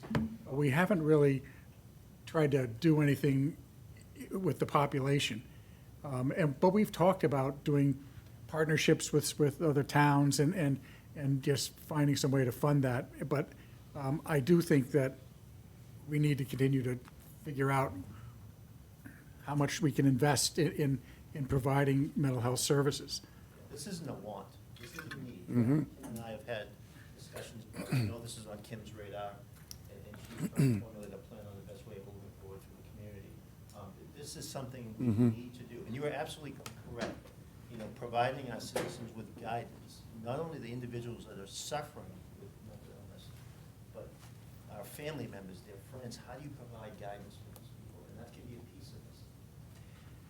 And a couple of other things. It still seems to me that the use of a police officer for animal control is not the best way to use police resources. Thank you. So I think that is something within our power to change. Can I add a plug here? I also don't think it's the best use of short-term rental noise complaints on the weekends when you have two officers on. I don't think you want them responding to neighbor disputes, about noise, right? That's part of why we have to look at short-term rentals this year. Totally separate discussion. And Yes. while I'm here, you got me here, so I'm gonna try to Please. seize the opportunity. Along those lines, I couldn't agree more, Beth. This is more of a specialty. It doesn't even need to be a sworn position. Maybe it's something we can share with another community. I will say this, I'm also looking at some of the administrative tasks that we take on in the police department, where maybe, I'm not sure a code officer, a code position within the community would be extremely helpful. I have a deputy chief that is extremely busy, that's going out doing audits, inspections of, car dealerships. Right. And rental agencies. Yeah. And now you understand that needs to be done. But not by Does you. that really Yeah. really fall on Yeah. the police department when we have many other Exactly. things? Yeah. And just my last thing, and this kind of falls into that same idea. The administrative work, I'll just use the Freedom of Information work, which is big for you, but it's also big for the town. And that seems to me something that could get outsourced, and take that totally off your plate. No, that's really interesting, Matt. My only concern is I believe right now there are statutory exemptions and 18 to 19 exemptions. It is a really difficult, I am training my new assistant right now, and it's probably been about 3 or 4 months, and she's probably about halfway there. As chief, I have a lot of discretion. We tend to follow the exemptions by the rule. Outsourcing that, because there's so much protected information involved in this process. I'm not quite sure how that would work, but it's something we should look at. I mean, I'm willing to look at it, but there may have to be statutory changes along. And that's something that I think that could be shared with a couple of towns. I mean, all the towns have to be dying under the paperwork that causes. Every day we are responding to FOIA requests, and every day my assistants come in, what do you think? Can we let this go? I don't want to let this go. Well, you gotta let it go, because the law says you have to let it go. So But it's not policing, right? I mean, that's, I guess, that's the administrative. idea. And again, the administrative responsibilities are increasing. Yeah. And I talked about body cams with FinCom recently, and they want to have another discussion, which I think is great. I'm all in, let's have the discussion. But you want to talk about additional FOIA requests and the purchase of redaction software, you still need someone to do it, and the other departments in our area on the Cape, at least 2, have had to hire, promote from within, backfill that position on Yeah. top of the cost Yeah. of the body cameras. Andrea? In broad terms for the public, Scott, we're aware, because we've had the privilege of working closely with you, housing and hiring and retaining. Are there other categories, again, national shortage, no support in terms of catch and release? Where do people go to be cared for? Are there concerns, because, knowing how little staff you've had and how the town has been covered anyway for the last year or so is incredible. Are there other broad categories of concern? Because we've gone from the aspirational community policing to we can't hire people. You have the audience right now. Well, and again, you mentioned it when it comes to housing, that is a critical element to what we're dealing with here. There's a lack of inventory. It's not even the extreme Right. cost, it's really a lack of inventory that's driving the cost up, right? And again, I mentioned it to the FinCom. I believe this community is ahead of the curve. We're doing some really great things when it comes to housing. Yeah. Is that gonna solve the problem? No, No. it's not. No. I'm probably gonna go down the hall when I'm done and grab George Meserve and be like, okay, with all these new condos and apartments, are my officers gonna have an opportunity? to take advantage of 70%. He's right back there, Yeah, so oh, you don't have to walk too far. Yeah. So, those are really important questions, Yeah. because I have officers apartment jumping. Well, and the other part of that is, from this past weekend again, at MMA, I think, Kevin, you were in this session with me on- about the JLMC. Yes. So the Joint Labor Management Committee, right, who basically does binding arbitration awards for contracts that can't get settled between public safety employees and the town. In Worcester County, they're settling up to 15% and doing market rate adjustments. That's in Worcester County. That number to you equals whatever the highest percentages they're awarding them at, plus what this market is out here. That is a number that I don't think anyone is prepared for, right? It's really, you are in a sort of a once-in-a-lifetime sort of hiring crisis, lack of personnel, really extreme housing costs, and then the wages are raising everywhere too. So like, at least you were ahead before. Everyone is caught back up, and so just, But if I can repeat what, Andrew, you say practically every meeting in some way, shape, or form, the values that this community honors, promotes, is a safe community. And you, as well as Chief Deering, make that happen. So I think from a standpoint, at least the way I reviewed your budget, Jeff will be talking next, but you're making it happen, Chief. You really are, and I think the community appreciates that. I feel very comfortable with the numbers you've put forward. I know it's a challenge. Michael? Good job.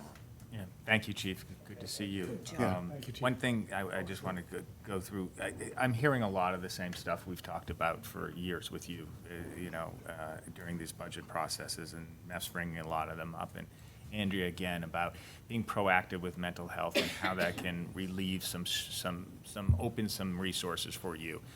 I think it's, in regard to shared services, we've talked about this over and over again, and I just don't want this opportunity to pass us by again another year.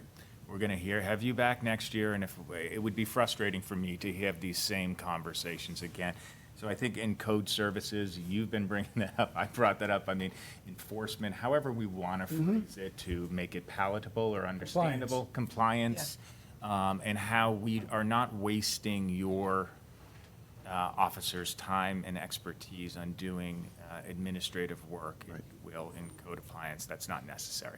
So I think that's incumbent on us to, during this time, to try and figure out how we don't wind up in this same circle of discussion next year. So thank you for what you do, and thank you for your team. Yep, thanks, Chief. Yep. Chief Deering next? Sure, it's your, Come on, Chief. Yeah, really. We're with you, Chief, We've run out but, of money. no, we're with you, Chief, but I'll tell you, there are some big jumps, and I'm all ears. Right. Good afternoon, everybody. Afternoon. I'm happy to be here. I appreciate everything that Chief McDonald brought up regarding recruitment, retention, and the challenges in public safety, and I just want to echo just about everything he said there. I'd also like to reflect on, I'm coming up on 5 years as Chief of Department for this fine community. Wow. And the leaps and bounds that, through the work of this board and town management, we've been able to bring the fire department forward so far. We're not there yet. No, we're not. But we've come so far, and I am grateful for the support that has come from this board to move the ball forward and improve the quality of our fire department. And I hope that you will continue to work with me and our team to support that. But with that, we've got some things on We do. on our budget here that are worth talking about. Kevin, would you want me to start somewhere? Oh, please. All right. Particularly the backup explanation for some of the large changes. Okay, I'm gonna start with the addition of a second deputy chief in the department. As we've grown and our department has become younger, we see the need for additional oversight of our personnel and emergency response, as well as some long-term planning, succession planning within the organization. I'm not leaving yet, and I'm not leaving soon, but there's a lot of work to be done in our department. In particular, this deputy chief position was, additional supervision was recommended in the 2020 staffing study that we had done, as well as our strategic plan, and most recently in the study of our EMS operations, to have an officer position that oversees these things.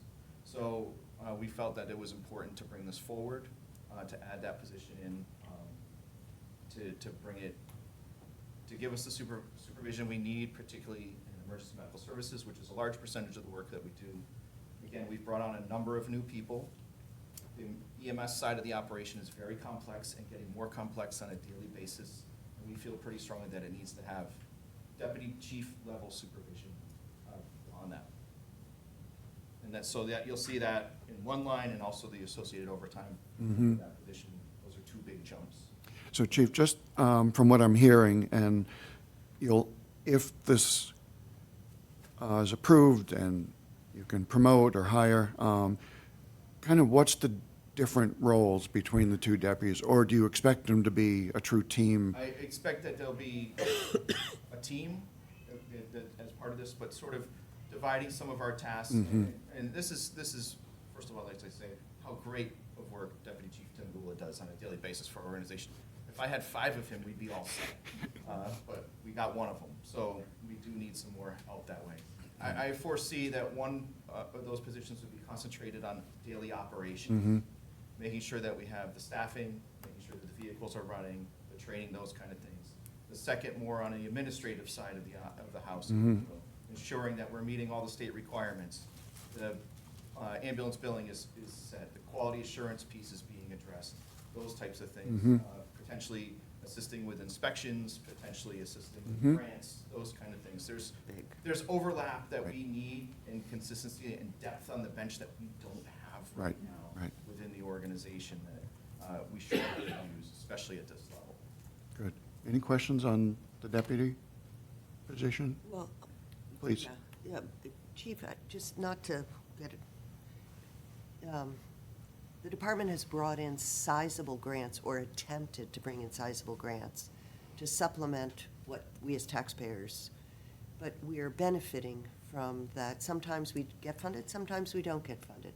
So in terms of that administrative piece and the daily operations piece, if you're allowed to, and part of your kind of 10-year looking forward picture, with these deputy positions, do you see them changing in terms of how you would structure the department? Is this a step on the way to something else? I think this is sort of where I foresee the department going, is sort of having an administrative and operations. It's a fairly standard model within fire departments to have that sort of two pieces of that, a chief, you know, if you will. I don't like that standard organizational chart. Yeah. But that chief and then two deputies, and sort of splitting out some of those administrative and operational duties that way to have that oversight.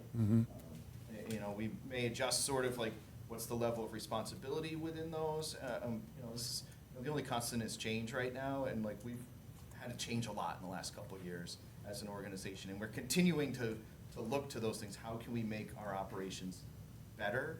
What's the value that we deliver? Are we delivering on what the citizens expect from us? Are we delivering the highest level of care, whatever that emergency is? I really feel like this is one of those pieces, is we've added sort of the boots on the ground, if you will, Right. with the addition of the 8 positions, which we do have 7 of those filled right now. Yay. And we continue to chip away at that, but we also need to have the administrative sort of support to make sure that, I mean, and just, I've always said, get really good people, give them really good tools, get them good equipment and good training and good support, and they'll go do awesome stuff. And that's where I think we need to make sure that we've got that support structure for the people on the front Yeah. lines. One other thing I'd note, and get back to you, any of you guys, but, and I can think even when the Penrose project was evolving, we signed a community benefits agreement with some specific support. It's not much, but it's some support for the unique aspects of fire protection, safety, of large multifamilies, which we don't have many in the community. So you think of just that one new element of the community and what the impact is on staffing, training, the right equipment, ladders. I mean, there's just, I mean, if I may. Please. To jump on that, the Penrose project, as an example, and some of the other projects that we sort of have coming, that we are looking at, is going to change how we fight fires and respond to Yeah. emergencies in this community, because the community makeup is going to be different. right, Traditionally, we've responded to single-family homes. Right.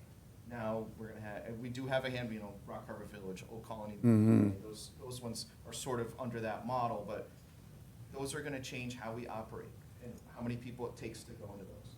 Add in the different threats that we're dealing with in our industry, in particular, e-bikes, lithium-ion batteries, and the hazards that those present.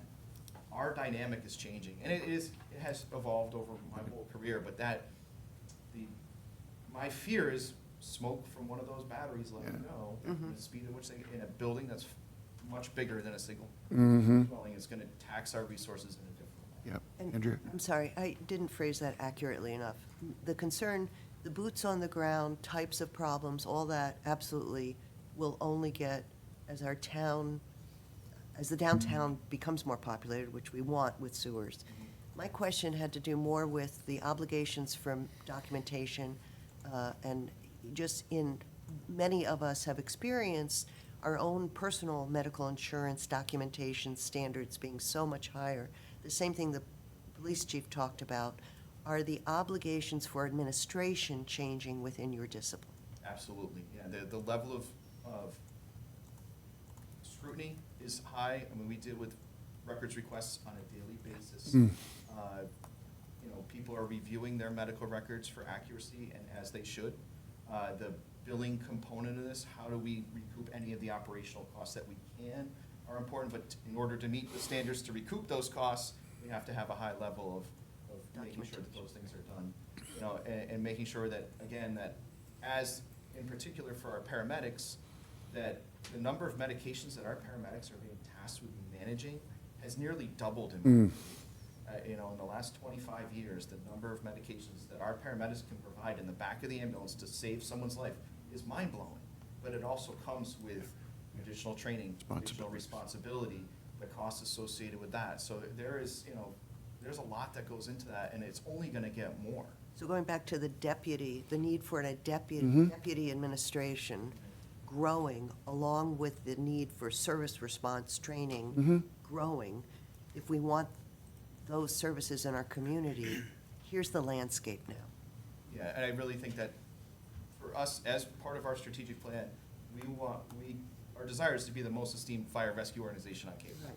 And I think our community deserves that. And we have made huge strides to get there, and we have plenty of work to go, but to ensure that we have the support that our staff needs, but also the community deserves, this position is pretty critical to that. You know, and Andrew, you mentioned the growth, and Kim, when you started looking at, you know, the revenue side, it would have been nice if our own community growth, tax revenue increase could in fact support service growth. But that's been wiped out by retirement, healthcare costs, totally beyond our control. So, I do think we're in an era like our neighbors are doing, right, where we need to, part of the reason that we want to negotiate and do all of our contracts and do all of this at the same time is, one, to keep up with the market, but two, plan for future overrides, which quite honestly, we'll need, because we can't really support what we need to do staffing-wise under 2.5. So you'll see something hopefully on a regular 3-year rolling basis that people will get used to and understand, right, around benefits and health insurance. Micah, you had, Yes, thank you. Hi, Chief, how are you? Miss seeing you at our monthly meetings. Couple questions, and, you know, I know you've talked in the past, as everybody, of promoting within. In this new position, are you thinking of promoting within with somebody in the department? Because yes, it would be amazing to duplicate Deputy Chief Gula. But it looks like it's budgeted from standalone to bring somebody in completely out. Yeah, Can you so- talk about that for a It's a minute? new It's a position. new position. Right, no, I understand that, So but, we would look to do an inside and outside advertisement to ensure we get the best candidates. there you go. so then you'd be opening a position inside also? Well, potentially, yeah. Right. I mean, and if you didn't, then you wouldn't use all the money, right? Because you'd already have somebody's salary to We're credit not- towards this. Because No. you still, it's a new budget Position- position. Right, okay. Position needs to be funded. No, I understand. Yeah, Okay. And then the second thing, yeah, I would be remiss if I didn't mention the overtime, because I know when the community was very generous to do the 8, firefighters that we added on. I was excited to be part of the swearing in of the 5 when they first came on, and now that it's up to 7, I think that's amazing. Just one more to go. But the hope was that was going to somehow slow down overtime increases. And while I know it's a touchy subject, I just want to make sure we are discussing it, and the public knows that. Absolutely. So a couple things related to overtime. First of all, this past year, the new members we haven't fully realized the benefit of the new ones as part of the new firefighters, as part of their training process. It takes 6 to 8 to 9 months sometimes to get these people fully up to speed. Additionally, with the addition of the new people, we have tried to maintain a higher level of shift staffing at overtime to ensure that we can cover the calls. Right. So just bear with me for just a second so I can give you a little bit of data on that. So in calendar year 2024, we responded to 2,812 number of calls, up from 2,507 in 2023. So almost 300 calls. Within that, there's another almost 100 ambulance transports. those are all, that takes time, that we need people back in the station. And again, we are still realizing the new people. Additionally, within this year's request for overtime, there's a $50,000 addition over what would be the normal percentage we would add in Yes. to send 2 members to paramedic school. As, Okay. again, going back to the challenges of recruiting and retaining and the national sort of shortage of public safety in our field, the paramedics are the ones who are particularly hard to come by. That, and when we originally designed the 8 positions, that was budgeted or designed to be 8 paramedics. The 5 we brought on, originally, the first 5 were all brought on as EMTs because we were unable to find qualified paramedics that met our standard. Since then, we brought on a number of people who are either paramedic or in the process of becoming paramedics.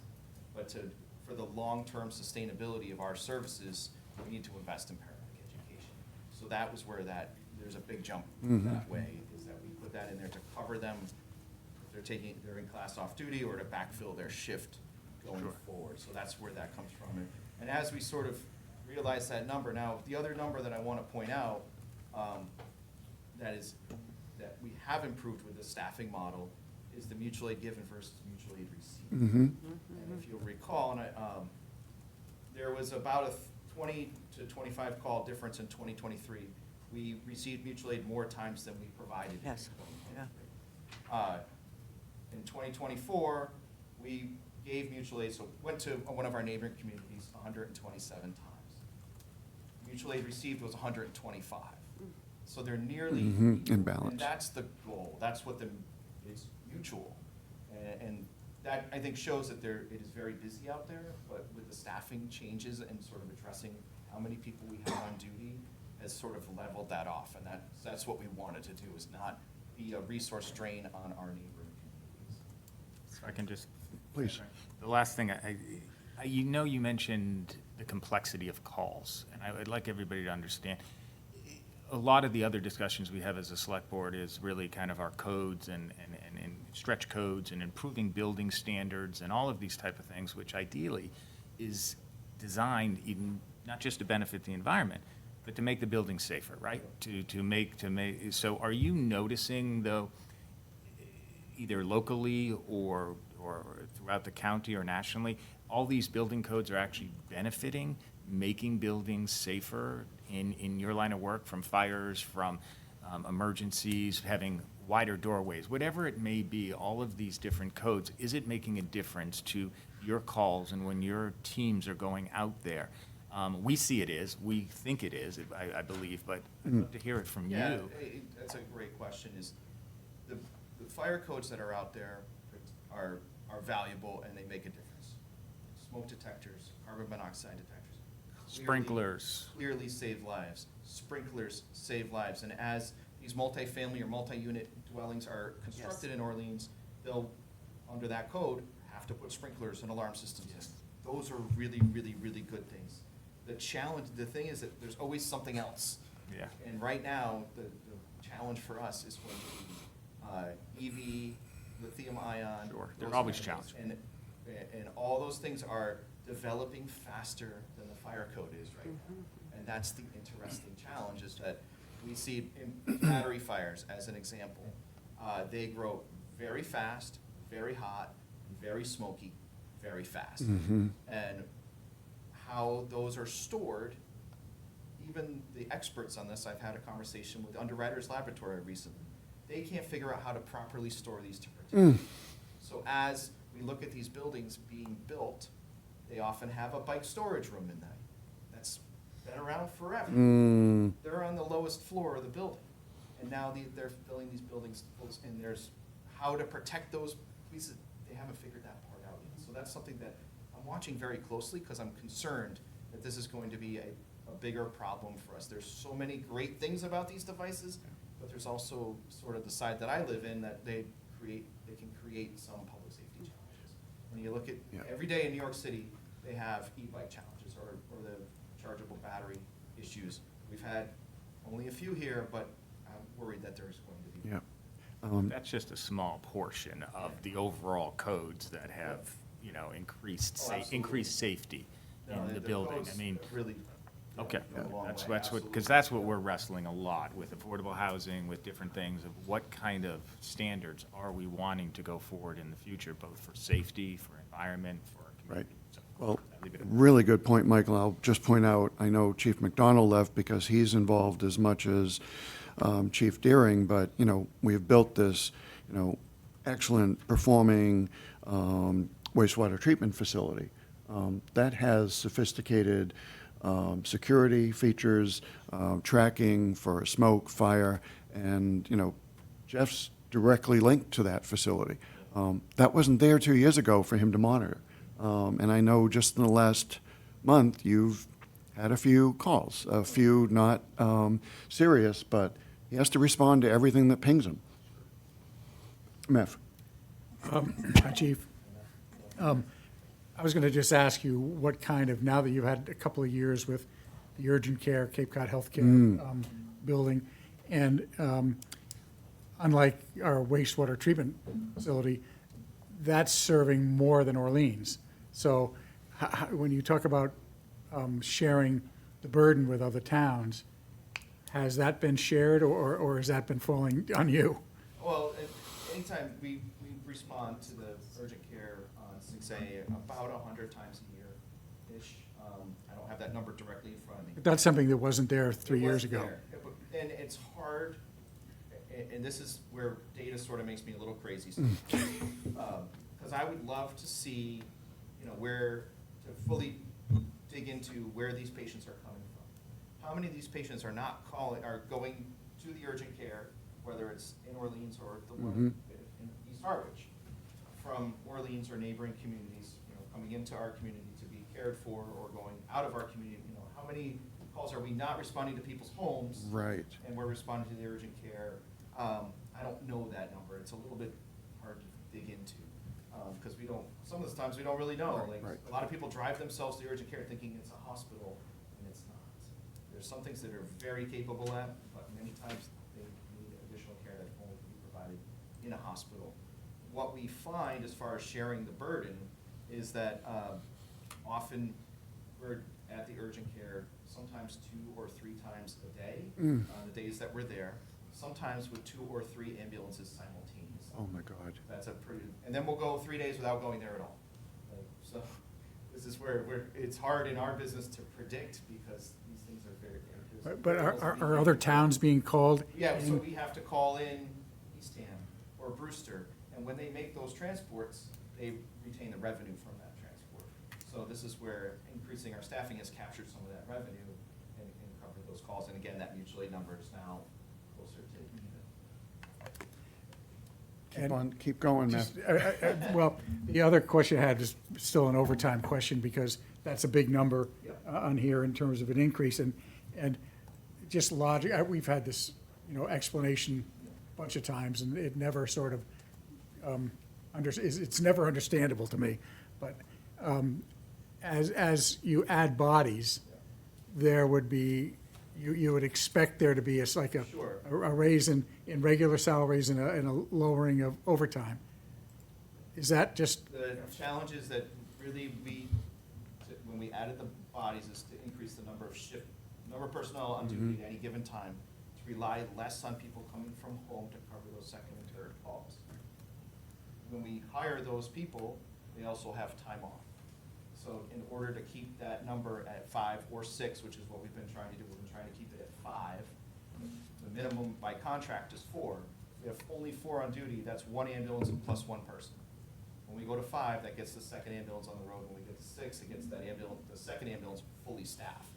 So it's trying to figure out, we knew that for the vast majority of the time, people weren't coming in enough to cover those second calls from home. It was nearly 89% at one point in time that we weren't getting people to cover the station. That number's gone down as the people come up, but they still have time off, so we've got to backfill vacation, holiday. so I look at that number, the 987,000. If you were to use that money to buy new staff, it would be cheaper, right? I mean, so So I just wonder whether or not, the calculation of how many people should be present on the fire rescue staff is, by trying to keep that tight, is the money just sort of leaking out the door and costing us money elsewhere? I don't think it's leaking out the door any time that someone is getting paid overtime at the Orleans Fire Department. They're either on an emergency. No, I'm not they're saying- covering I'm the not station, saying or that. They're in a training. Right. Those are the kind of the three areas that those overtime Right. pieces go to. And the overtime piece of it, like, one of the things that we've always tried to manage that overtime, and we've, at the cost of training, is that to cover the calls, because we were so lean on staffing, we would often not send people to training. Right. It was always and now we're trying, as part of increasing the staffing, recruitment and retention, to create those training opportunities. Because we see that, we see those missed opportunities as our department has become younger, Right. how important those trainings were and will be going forward. So and in a perfect world, we'd have enough people on duty all the time. And we'd have a factor of people we'd have a number of people on duty. So even with, a person off on vacation or something, we still had enough staff. We're not there yet. Right. And we don't have the space to do that right now, to get to that number. There you go. We've captured every single square inch of that station to increase, to go from, when I started, there were 4 people on a shift, gone to 5, now we're up to, in a perfect world, when we get all these positions, and 7 on duty, but almost always someone's off. Yeah. They have and as they should, they have their time off, and to keep these people going, they need those breaks. Exactly. Just one last thing on that. Do you get a sense, or do you have a source of a way to compare the overtime costs that your department is incurring compared to, other? It's pretty in line with our neighboring communities, absolutely. Sort of a little bit based on call volume and demographic of how those departments are staffed, but yeah, we're very close to our neighbors in Chatham and Harwich and Brewster and Eastham. I would just kind of say on this overtime line item, that's where MEF's going. Michael raised it, I think, back to the town meeting when you were asked specifically from the floor, and you were very careful. And I think you know your needs, you know what the department is. I'm glad you raised the space issue, because totally separate from the operating budget, but we really do need, and I know this board is fully supportive of getting fire rescue a new facility. Absolutely necessary. It really is. So it's off topic, but at the same time, when people do say, where are you going to put these people? We need to put them in productive, safe spaces. It is, all these things are intertwined, as you all know. Recruitment, retention, providing a level of service to the community, providing health and safety to the staff that work. Right. All those things are intertwined.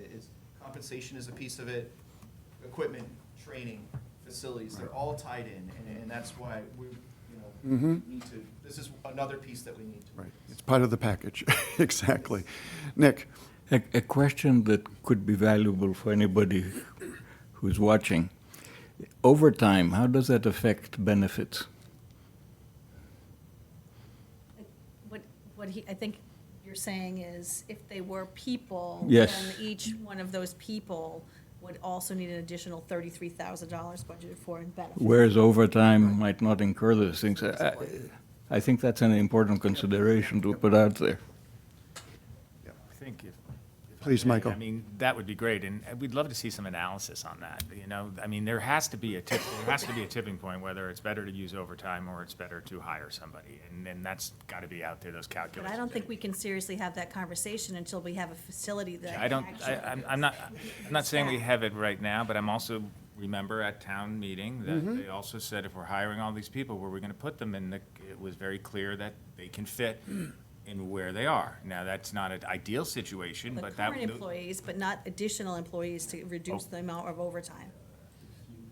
Yeah. And how are we, I guess the analysis is, are we, people are working 40 hours a week, overtime, et cetera. How much demand are we putting on this staff that we should or should not be? Because you can't just say, like, let's keep it down, we're gonna give everybody overtime, and we're working these people to 70, 80 hours a week, which is a big problem, and nobody's discussing that. So, what's the reasonable amount of overtime for somebody in these high-stress, tension environments? We gotta take care of these, these employees, and we don't seem to be discussing that. So I mean, not that we need to do that today, but I would love to at some point make sure, just like we talk about vacation. I come from a school, I believe you need to be taking forced vacations to a point, and then there is, of course, carryover, but we need to help our employees, be it the fire or them, all be living this balance of life, and cannot put undue stress upon them. So other highlights, Chief? More on the expense side of it, we did add in some money just to make some repairs to the building. That's in the repair and public property. It's $50,000. We know that this board and the community supports the construction of a new fire rescue station. It's out there. But in the meantime, we're still trying to make this thing go. Yep. And we've had a number of challenges within the building, with plumbing, electrical, those kind of things. We had a pretty significant plumbing leak this past year. The infrastructure around the current building is failing us. And in order to keep this thing afloat, until we can get the new one constructed, we need to address some immediate concerns within the building. So that's where that comes from. Under professional services, we've added in some money. That's to help up our quality assurance review of our emergency medical reports. So as part of that process, we would send them out to a third party as well as our internal review, so that we are capturing every bit of any challenges with that, and making sure that we're performing to the level that we're performing, but also with a high level of QA increases our reimbursement process. And in that category, Chief, I mean, I know 911 through the county works well. Yep. We always remind people, don't call the business line, call 911.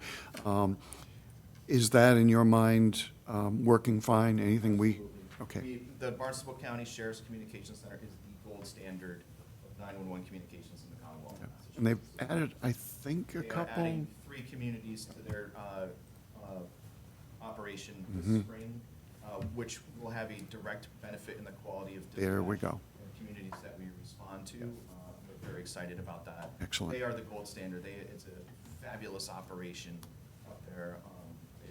So I support that. There is no way that we could deliver the level and quality of service that they provide for even double what if they were, I'm not encouraging them.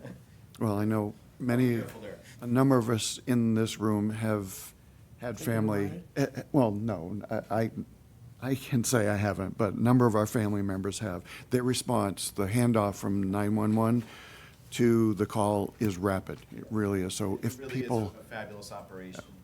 And they're a great partner to us. We work very, and we've increased communication. They've been out riding with us, and we've been going up there to visit. So the level of sort of working together has increased, which has been really exciting. Nice. For everybody. In training and education, there was an increase. That's to send people to paramedic school, so that again, we budgeted for 2 people to go to paramedic school, and that's where that money is, that increase in there. And lastly, I just want to highlight 2 pieces. First aid supplies and repair. Those are sort of the bane of my budgeting existence most years, is that I cannot keep up with this. Every year, the cost of medical supplies grows exponentially, and our call volume increases, the complexity, so basically what we spend in equipment and materials on a cost goes up every year. And same way with repairing vehicles, that these, vehicles are very expensive and they're very complex, and repairing them is incredibly expensive. And to keep them on the road and to ensure that they're ready for an emergency is something that I take very seriously. Tim's probably rolling his eyes behind me right now. Because anytime something breaks down, I'm like, how soon can we get it back up? Yeah. Because every bit of equipment that we have in that fire station is valuable to this community, and to have it ready to respond is important. And it just, we can never quite. Yeah.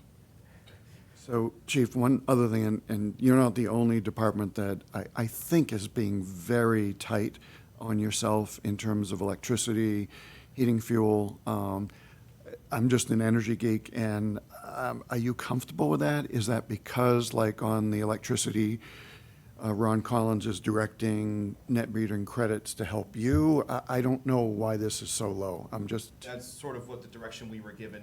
as Okay. far as- I know that our air handler runs 24/7. Exactly. That, you know, like, that was a humongous improvement to the quality of life within the station, absolutely necessary. But it comes, that thing is running 24/7. Yeah. Think- Mark? It's a worry. has, Did actually look through all of the department's electricity usages, and they look pretty good, Okay. surprisingly. There was a little bump last year to meet the increase for the new contract. So I think we're okay right now.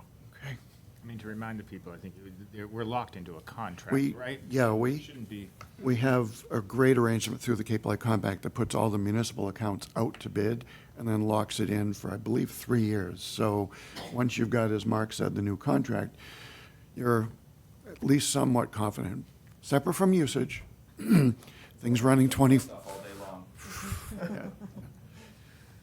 Great job, Chief. And again, it's just these opportunities not only to get into the numbers at this level of detail, but it's also telling the story of what challenges you as well as Chief McDonald are facing, because you are the value that this community sees in community safe operation, and seeing the challenges ahead are something we want to support. Thanks. thank you, Chief. Thank you. Kim, who have you got teed up next? So I'm going to recommend that we break for 5 minutes Yay. so that we can adjust the tables and whatnot, so that Rich and Co. can come up next. Okay, so we'll take a 5-minute break. 5 minutes. Also, Come back at 2:05. pizza's been in there for There is pizza. Oh, Oh, I'll have to check that out. Can't eat it anyway. We will still be on the air. nice one. Why, are you? No. Oh, no, it's not a choice. Proud of you. No, we've got celiac disease. Oh. It's not good.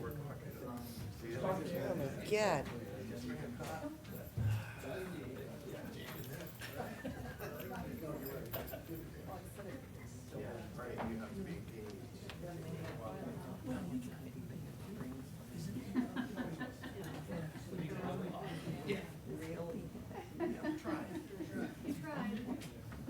Yeah, some things not safe, yeah. Changing. Hey, How you doing? I'm good. I'm Yeah. good. You all set? Good. Yeah, this is like Stephanie, a how are you? high- Good, how are you doing, Yeah. Rich? Doing well. That's good. Budget season, you're gonna love it. So, we traded emails, and I suggested to staff that she actually focus on the meeting next week, the CIP meeting with the budget. About Some the, refinement on it. Old Colony and the timing of whether that comes first with the Main Street Sunset restoration and, you know, why which one's first and that sort of stuff, because it's not really I in know it's today's gonna be budget. part of the discussions to be had. Yeah, You know, yeah, Rich is used to our transportation meetings where we. You know, and at the end of the day, it's the community, what they want, and the Well, and the policy. timing too of other stuff that's going on, so. Yeah, It's trying to find that balance with all the requests that are coming in this year. So it's a big CIP.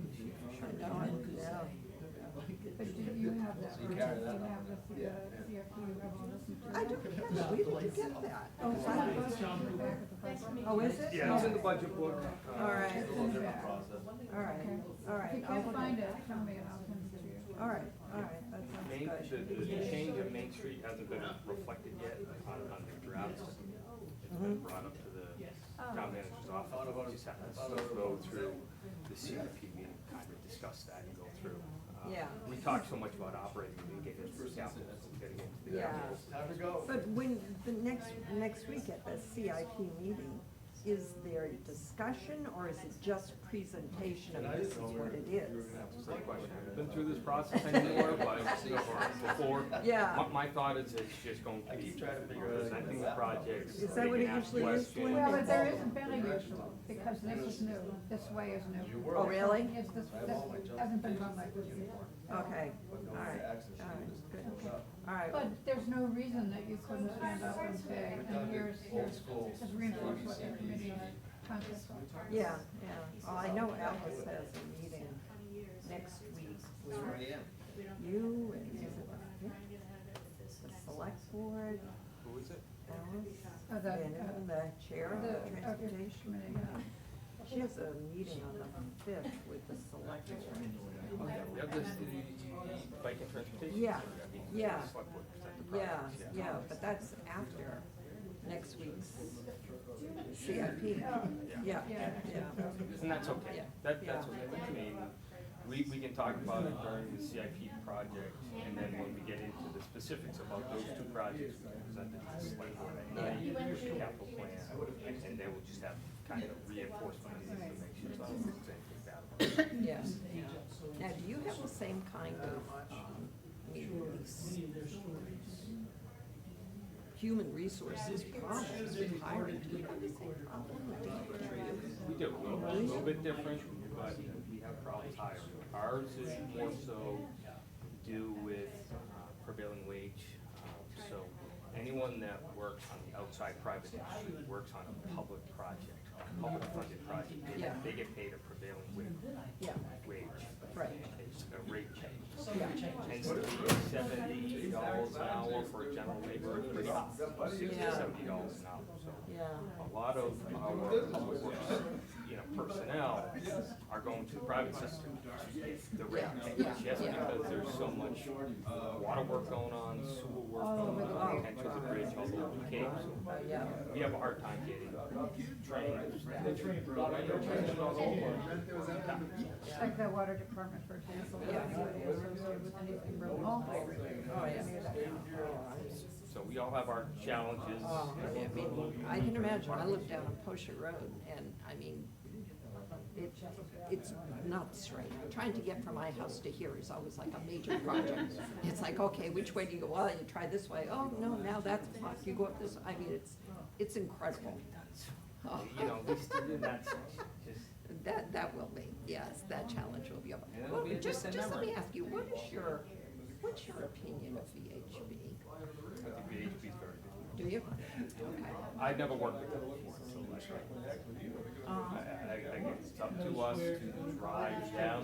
Yeah. If you sit complacent, that they're gonna do what you push them. Yeah. You gotta push them. I think we've been pushing them, and we've been getting their attention, and getting responses from them. So it's been a little bit of a slug to get moving, and I think part of it is because they've been sitting on their hands for these projects for a little bit, because it's been such, Yeah. little movement on these projects. Yeah. Starts to advance. Yeah. We got them back into that. Yeah, and plus, I mean, Josh, who we were working with, he was on maternity for a few months, so it was like, we were kind of just flailing around in the company. But he also picked up Orleans projects from someone else who left it. Yeah, I mean, left left VHB. VHB, So right. left VHB, Josh worked up all the projects, had to get accustomed to what's going on, try to figure things out. And at the time, Orleans was stagnant, they weren't moving anything. Yeah. And that was part of the transition. Between Tom and you, yeah. Well, Tom had said on it for a long time. So just, you know that. We're You moving know that. things, getting things going. Good, Exactly. very good. You're gonna go, stay? I don't listen to his. That's it. I'm not leaving, I'm just. Oh.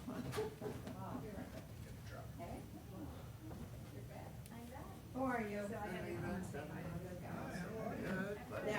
tell me, now that our guy remembers you. Haven't seen you guys in forever. Yeah, I know, I never call him. So, yeah, interesting, so he immediately went back to not paying, which I kind of figured he would. Yeah. But there must be Because I was in the.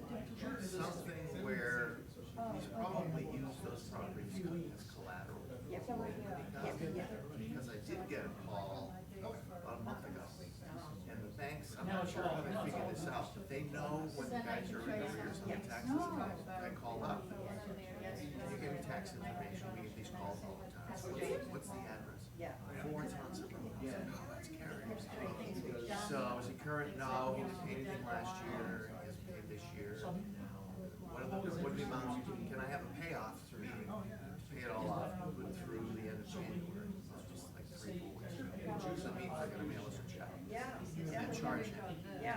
So I think going forward, it's gonna get paid.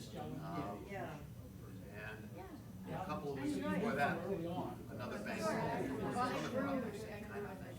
So he must have used them as collateral, which is what got them all paid off in the first place.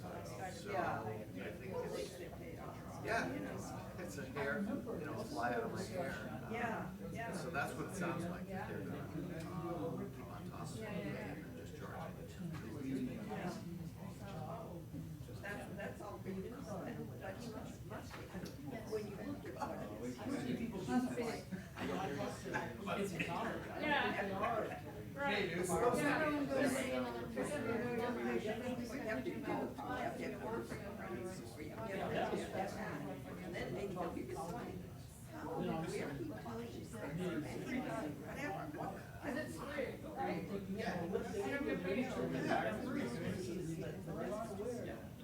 Yeah, they probably nowadays are stricter than they used to be. They don't care if they get the loan against the property. If you owe some tax money against the property, you have the ability to pay us on something else you owe.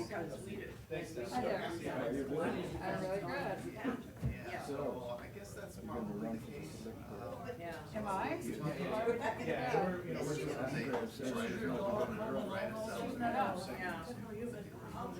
It's not her time. Well, but it's not, it's not her turn.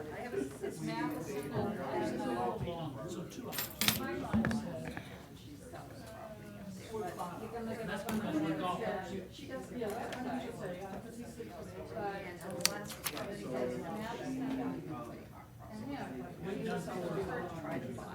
unless you could.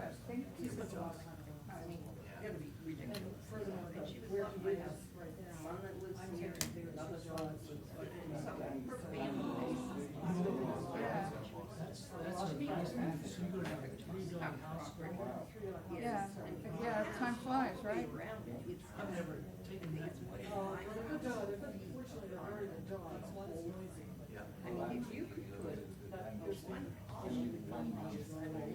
What's that?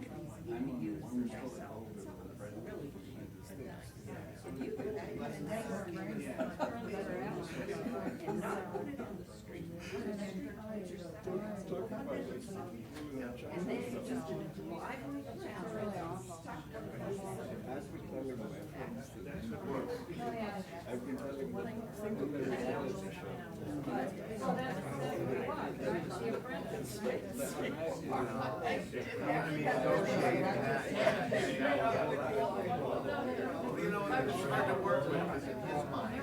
Only going on, like, we're able to get $500 for this, whatever his number is.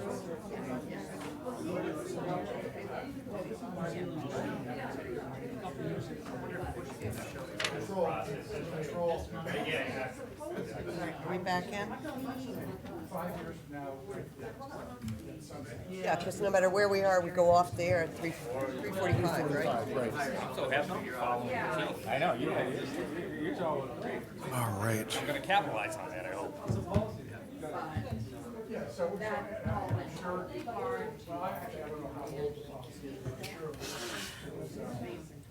So I know we've stayed on air. For folks that may be listening or waiting, we just took a brief break. Give us another minute to reassemble, and we'll get back into it. You know, I'm just standing up because I can't see. I think that's a very good practice. Stretching, standing. Yeah, too much. If you have any health apps on your device that says time to stand. Oh, I didn't even set that up. Yeah. This is short compared to our normal select so DPW far. operating first, and then we'll do. Always the optimist, Michael. If I lump all of the DPW, which is water, Oh, we have to be. W, We're going to cut off at the time anyway. 45? Yeah, we do need to, Anybody in here after? I think so. No problem. CPC meet Tuesday? today here? No, Thursday. What about Thursday. the Planning board meets. Planning board, yeah. Planning board's 4. in, right. Yeah, 4. think we're still gonna do it. And we theoretically are. Right. I was looking at that All right. 345 as Yeah, we've got a hard stop at 3:45, so. I did update this, by the way, with the numbers. And I updated. Well, DPW is a Your deep stuff is dive, looking though. out, and it adds down here. So it looks like we're moving into What was interesting, Public Works and Perfect. Natural Resources, correct? Yes. Moving into Public Works and Natural Resources? guys, it's gonna get more expensive. I think we have to put it on the tax rate because it's not gonna be affordable. So I'll just say to Sue, You weren't- I don't think- Ion Water, and I'm putting a plug for anyone that's not signed up, Yeah. sent me a notice 2 weeks ago. It took us quite a while to find the leak, but we finally found it and fixed it. Stupid. It was just a trickle, like 1.2 gallons. See, Yes, really. What's the adoption rate now in town? moving us for along. that? We were deadlocked. It's not much. However, that's who signed up for it. If we have somebody's Yeah. email address, like Well, except that if you do When I the have a forecast. email No, no, no, if you do the forecast building out, question or something unrelated, well, we'll see. take Reserve that the right to and I change add it to the Ion Water, so at least they'll get an alert if they get a leak. So the more we get, But Again, I've been waiting for a story of somebody that, but I'm who's looking, chosen not to go on Iron Water, I'm looking. has one of these further Yeah, we out. were gonna, $10,000 water leaks, because I'm happy that you have we're that. still in the place of being hard, No, you lined keep about that. it. Keep that, that's we good. did, we actually had one that was. All right, so are we back? Okay. Okay, folks, we are back. We only have an hour and a half. FinCom folks, if we could reconvene, appreciate it, thank you. All right, Kim. Great. So we have, we're going to talk about Public Works and Natural Resources, and we're also going to talk about the new additions this year of the detail around the enterprise funds. But first, we're going to start with the overall operations budget. Right. All right, thank you, everyone. I'm Rich Waldo. I'm the Director of Public Works. I am within my first year here with the Town of Orleans, going through the first budget process. I do want to thank Kim and the finance team for making this a very easy process for me to be able to dive in. I know there was a new format, everything's changed, but overall, the process has been great. With me today, supporting me, is Assistant Water Superintendent Sue Brown, and Nate Sears, our Natural Resource Manager. So, following those tough acts, you know, next time I'm going to request to go first. Two professionals and the Not gonna chiefs. happen. Great to work with them. I do bring some solace of knowing that I'm following probably the department head with the most requests, so it does help me a little bit on my budget presentation. It does help a little bit. So, one of the first things that I want to preface about our Public Works budget is that 80% of our operations is personnel costs. So those are the big drivers. in it. How much? 80%. 80? 80%. And as the town manager had mentioned earlier this afternoon, that we are in the collective bargaining year, so we're going through collective bargaining, and we are holding certain percentages to work us through that process. So we're holding 6% on all our salaries for budgetary purposes, but just know that that constitutes, 80% of our budget. So with that, I'm very happy to be able to say that when you look collectively at our total budget for Public Works, we are coming in at 4%.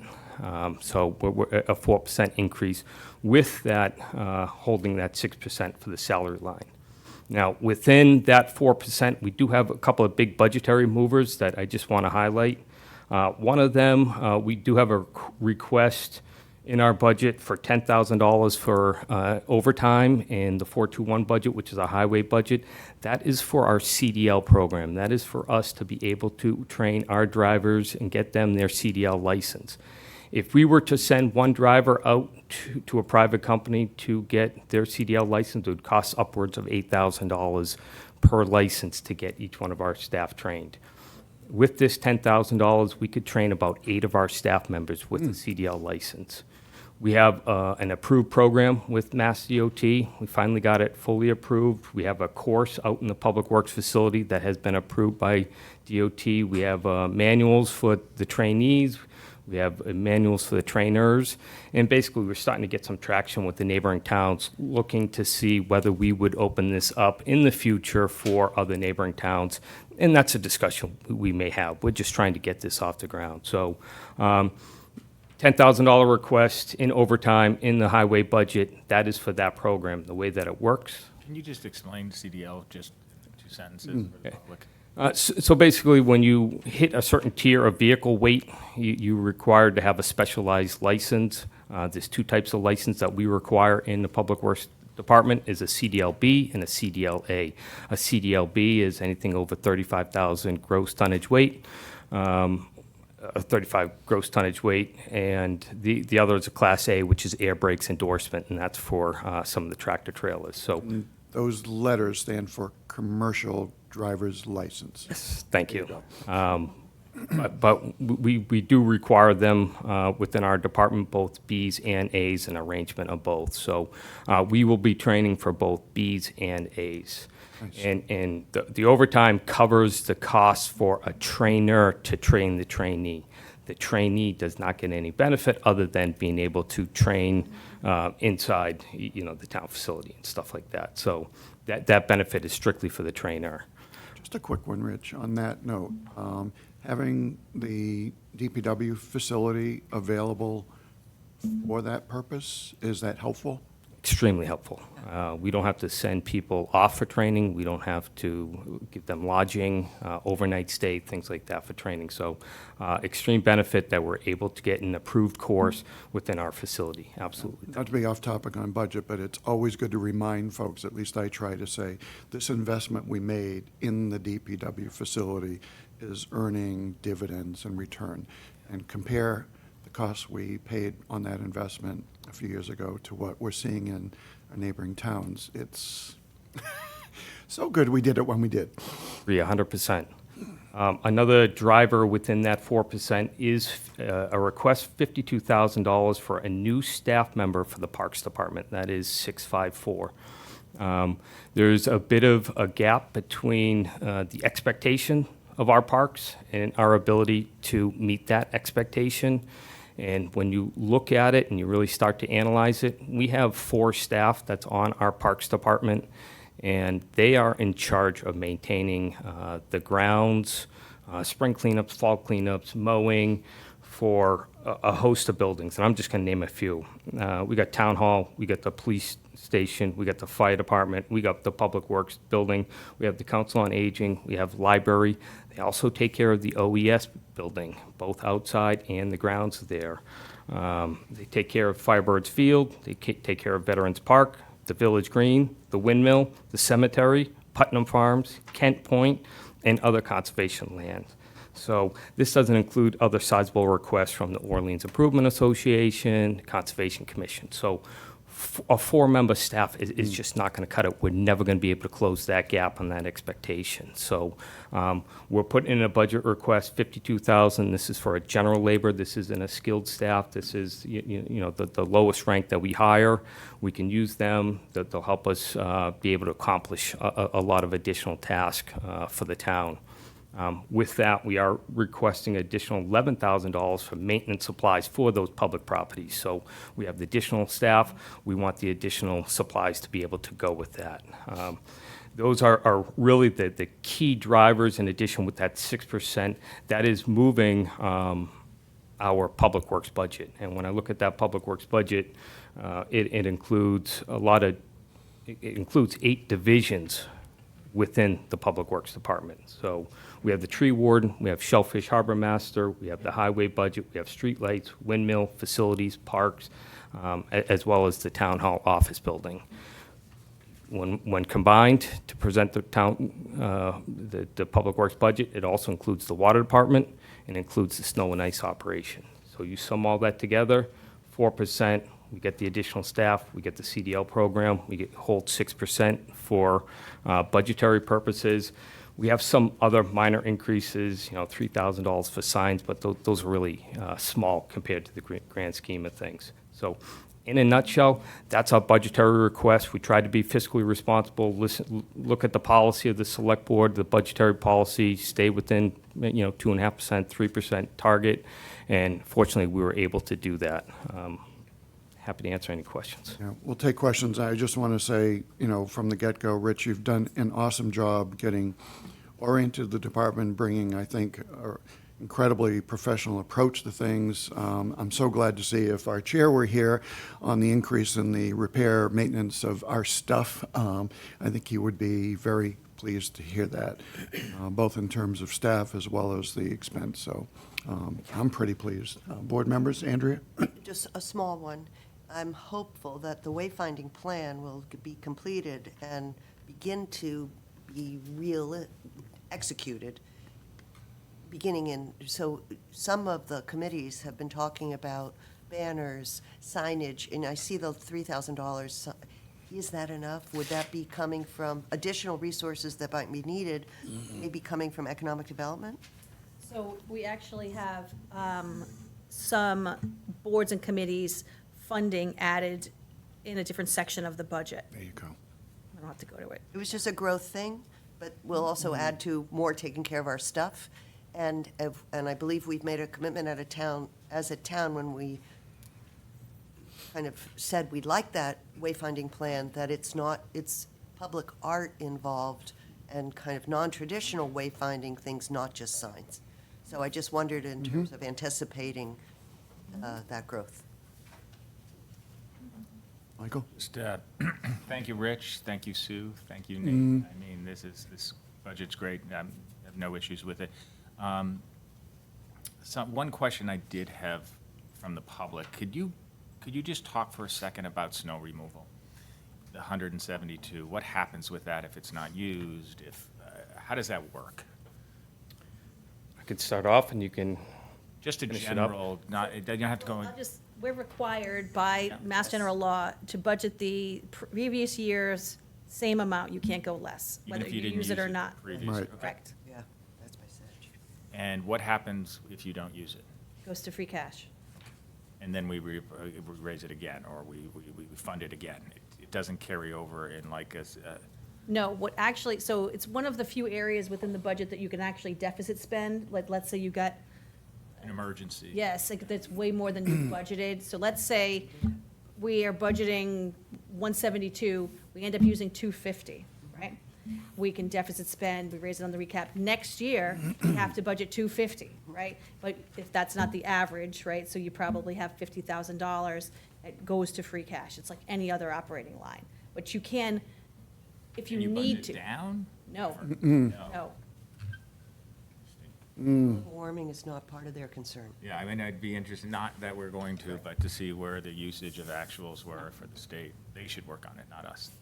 Well, because it has the ability, the rare ability to deficit spend, that's exactly why you can't budget less than the Right. previous year. Because towns would then gamble on the fact that they don't need it at all, take that money and apply it to somewhere else in the budget, and not actually address a known need that might occur. Or that it's because of catastrophic emergency. Really? That- Well, I think the philosophy ideally was that at the beginning, and that there could be a mechanism where you could lower it by a percentage if you didn't use, but that's not for today, not our discussion, so. Anything, Mev? okay. I can add just a little bit onto that particular budget, is just to let you know, we are looking at potential efficiencies within that budget, more so on usage, and it's really an environmental thing as well, is the usage of salt and salt on our streets, and being able to reduce that a little bit by using more of a brine solution. So we had UMass Bay State Roads down, our facility again came in handy to be able to host this training session where we opened it up to all the Cape Cod towns to be able to come in, and we learned a little more about the liquids and how to apply it actually to Cape, because every region's a little different. And I think that there's a good chance that we could cut down on our consumption of salt and our treatment of salt on our roadways by using more of a brine solution. It has some benefits in terms of cutting down overtime costs and call-outs and things like that. So we're going to continue to explore it, so you might see that come back up in the future, next year or two. Environmental benefit as well. Yeah. Mev? Hi, Rich. Enough. My question is about finding a way with all those properties that you're sort of doing the landscaping services on, how do we sort of migrate from lawns and grass that need to be mowed to more naturalized native planting kind of thing? Not instantly, but with a long-range plan of reducing the amount of weeding and mowing and watering that has to happen.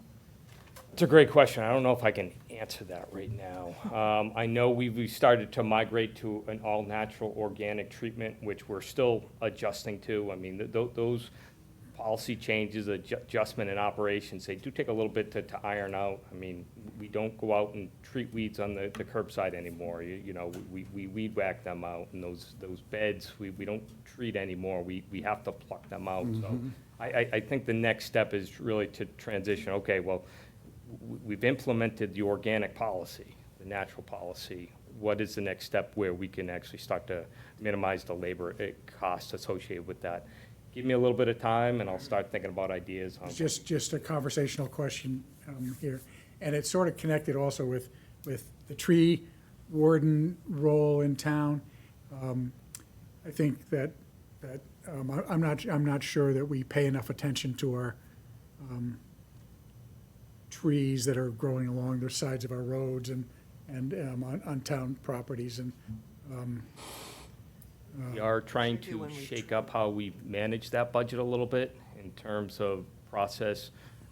We are working with a vendor very closely to be able to get into a little more of a robust and a cyclical program to be able to prune our trees within town. I mean, one of the things that I've noticed is a better job than Eversource?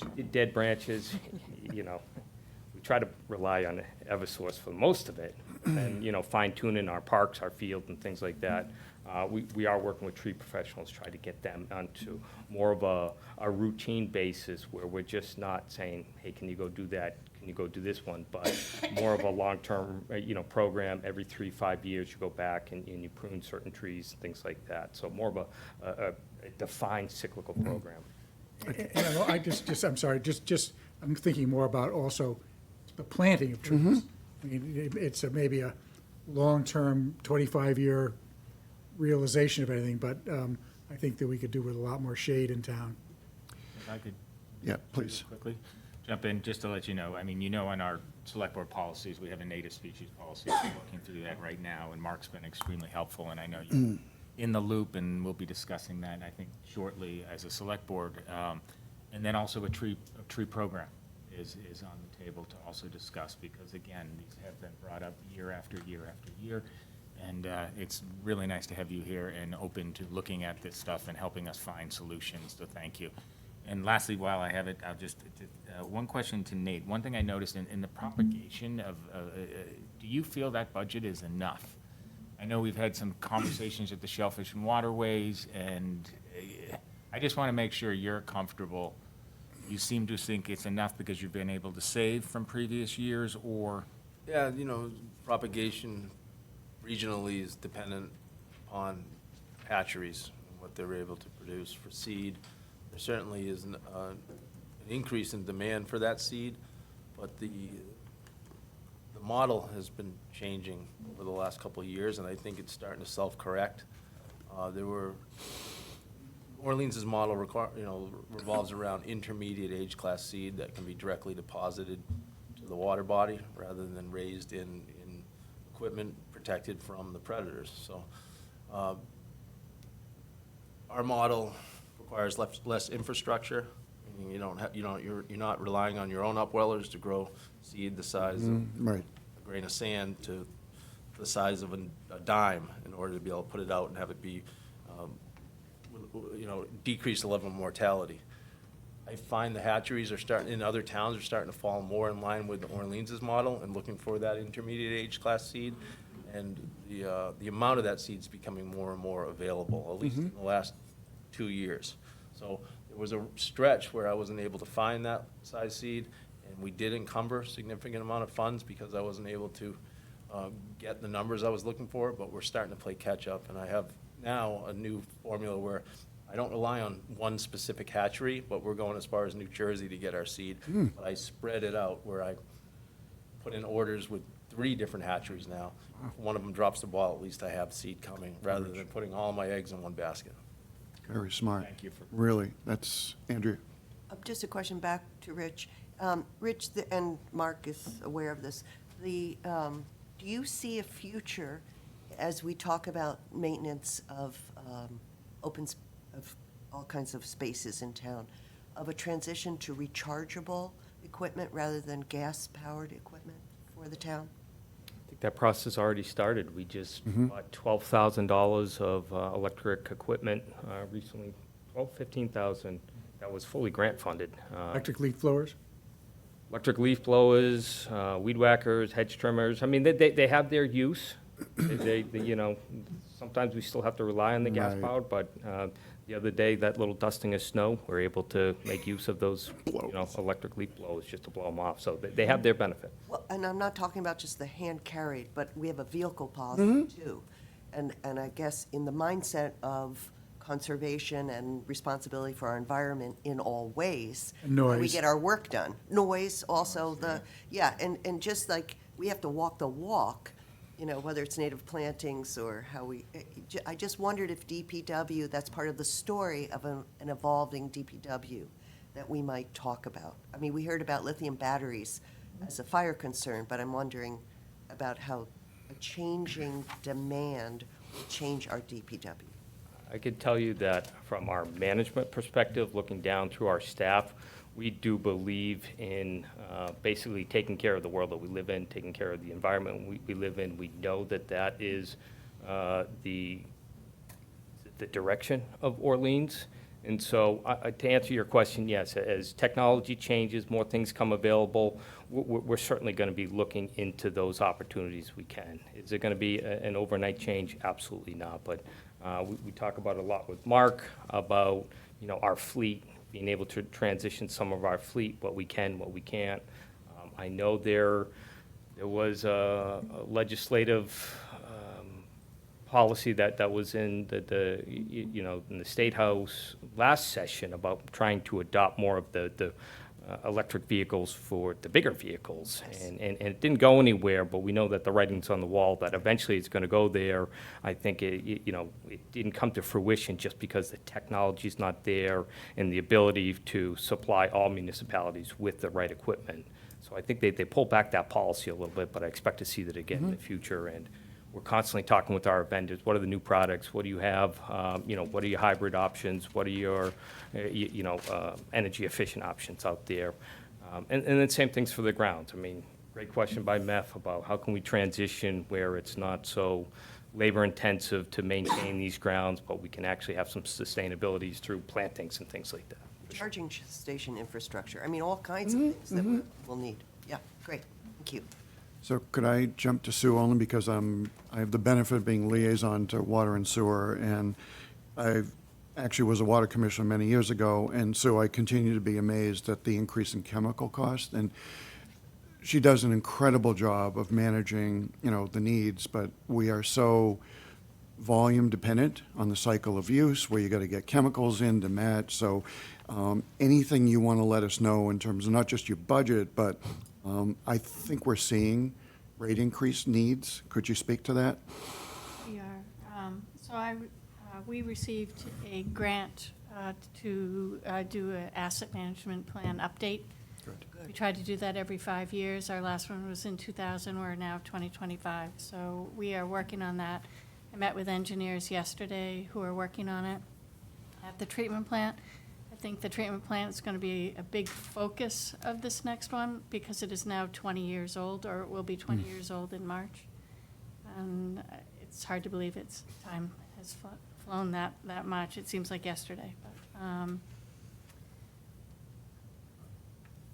But, and chemicals, biggest increase in chemicals, we're using more now. Right. Not necessarily because of the pumping, but because we've increased the amount that we dose at the treatment plant. When we did the pilot study for the treatment plant to be built, the pH was at a 7.8 or 7.9 to remove manganese from the water. And we can notice a difference if we drop that pH down, that manganese will start to come through. So the goal is to keep it higher, so we're going through it faster. And the price is going up. It's hard to find. We do get our bid through Barnstable County, which is in March. It's always after we've done the budget. So we never know what to expect. Right. Yes. Matt, I'll get to you. Just a question for Sue. I just, all the sort of water main damage breaks that have been going on with the sewer project, is that any indication of old fragile pipes? Or is that just, good whacking with the sewer machines, digging machines? It's certainly when they're digging to install the sewers, you are compromising the water mains that are hanging out there in the Right. trench. It doesn't help, certainly. And a lot of the breaks we've had have been in areas where sewers were previously installed. I think a lot of that is stress on the water mains. But we are aging. We were put in 1963, so 62 years old. So I guess what happens now with an aging water infrastructure You're like going to that? start seeing more breaks. So if I can answer Thinking that. about in the long term. And that is also going to be looked at in our asset management plan. Yeah, so I can answer that. So if you see in the budget, the water budget, you'll see an additional request for $20,000 in overtime. And that was one of the key highlights we wanted to get to. And, that's just an indication of the water distribution system is aging. It's fragile. It is made out of, it's not made out of ductile, it's cast iron.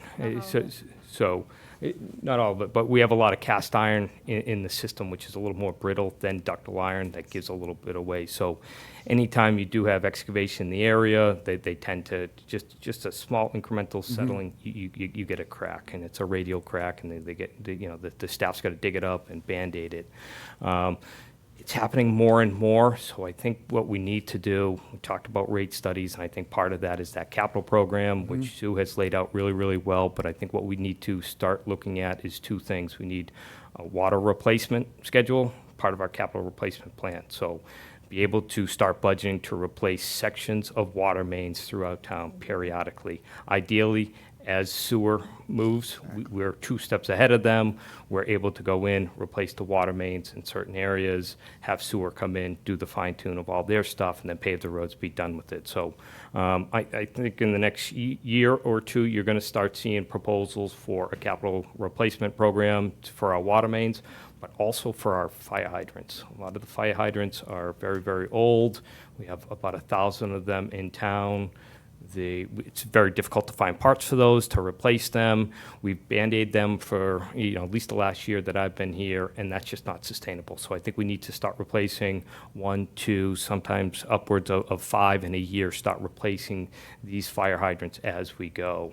So we need to get into one of those programs. So when we start talking about a rate study, we need to make sure that those programs are implemented in the rate study program. So those are the things that we're going to be working on in the next year, is start working on that. I think just so folks don't take away, Mev's question, which is a good one, and Sue, you answered it directly. The sewer project directly is not causing all these problems. It's in fact, as we've put forth in the appropriations, funding for sewer also incorporates improvements of water service connections and stormwater. So we have been thoughtful to integrate the work, but as Sue said, 62-year-old system.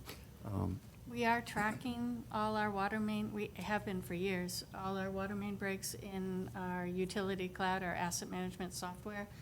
So we can share that information with the engineers, and when we pull it up on the map as a utility cloud, you can see areas where we've had multiple main breaks, and those may be the ones we target first. Hot zones, right. The other thing too is, as you mentioned, hydrants, which I've just seen up on Oak Lane, which is off of Great Oak.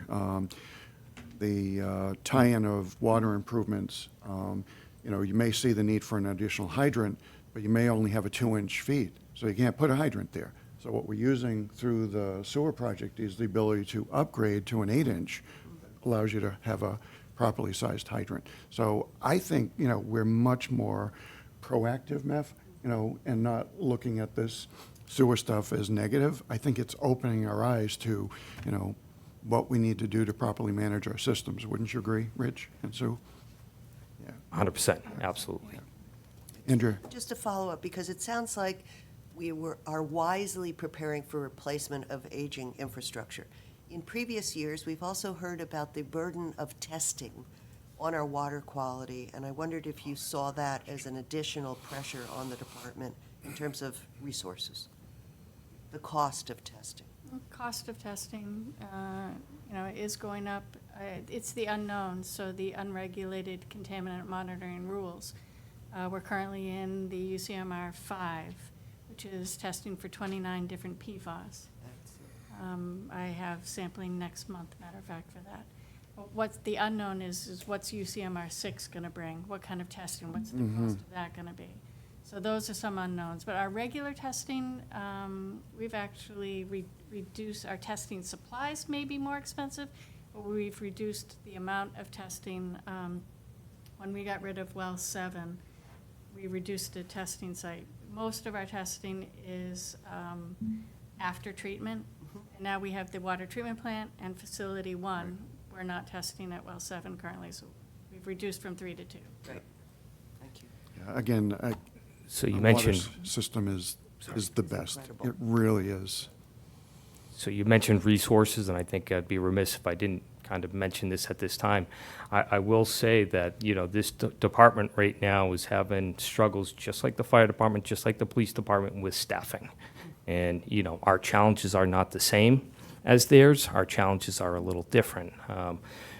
Mainly, it's the private sector that we're competing with. We have a hard time competing with them.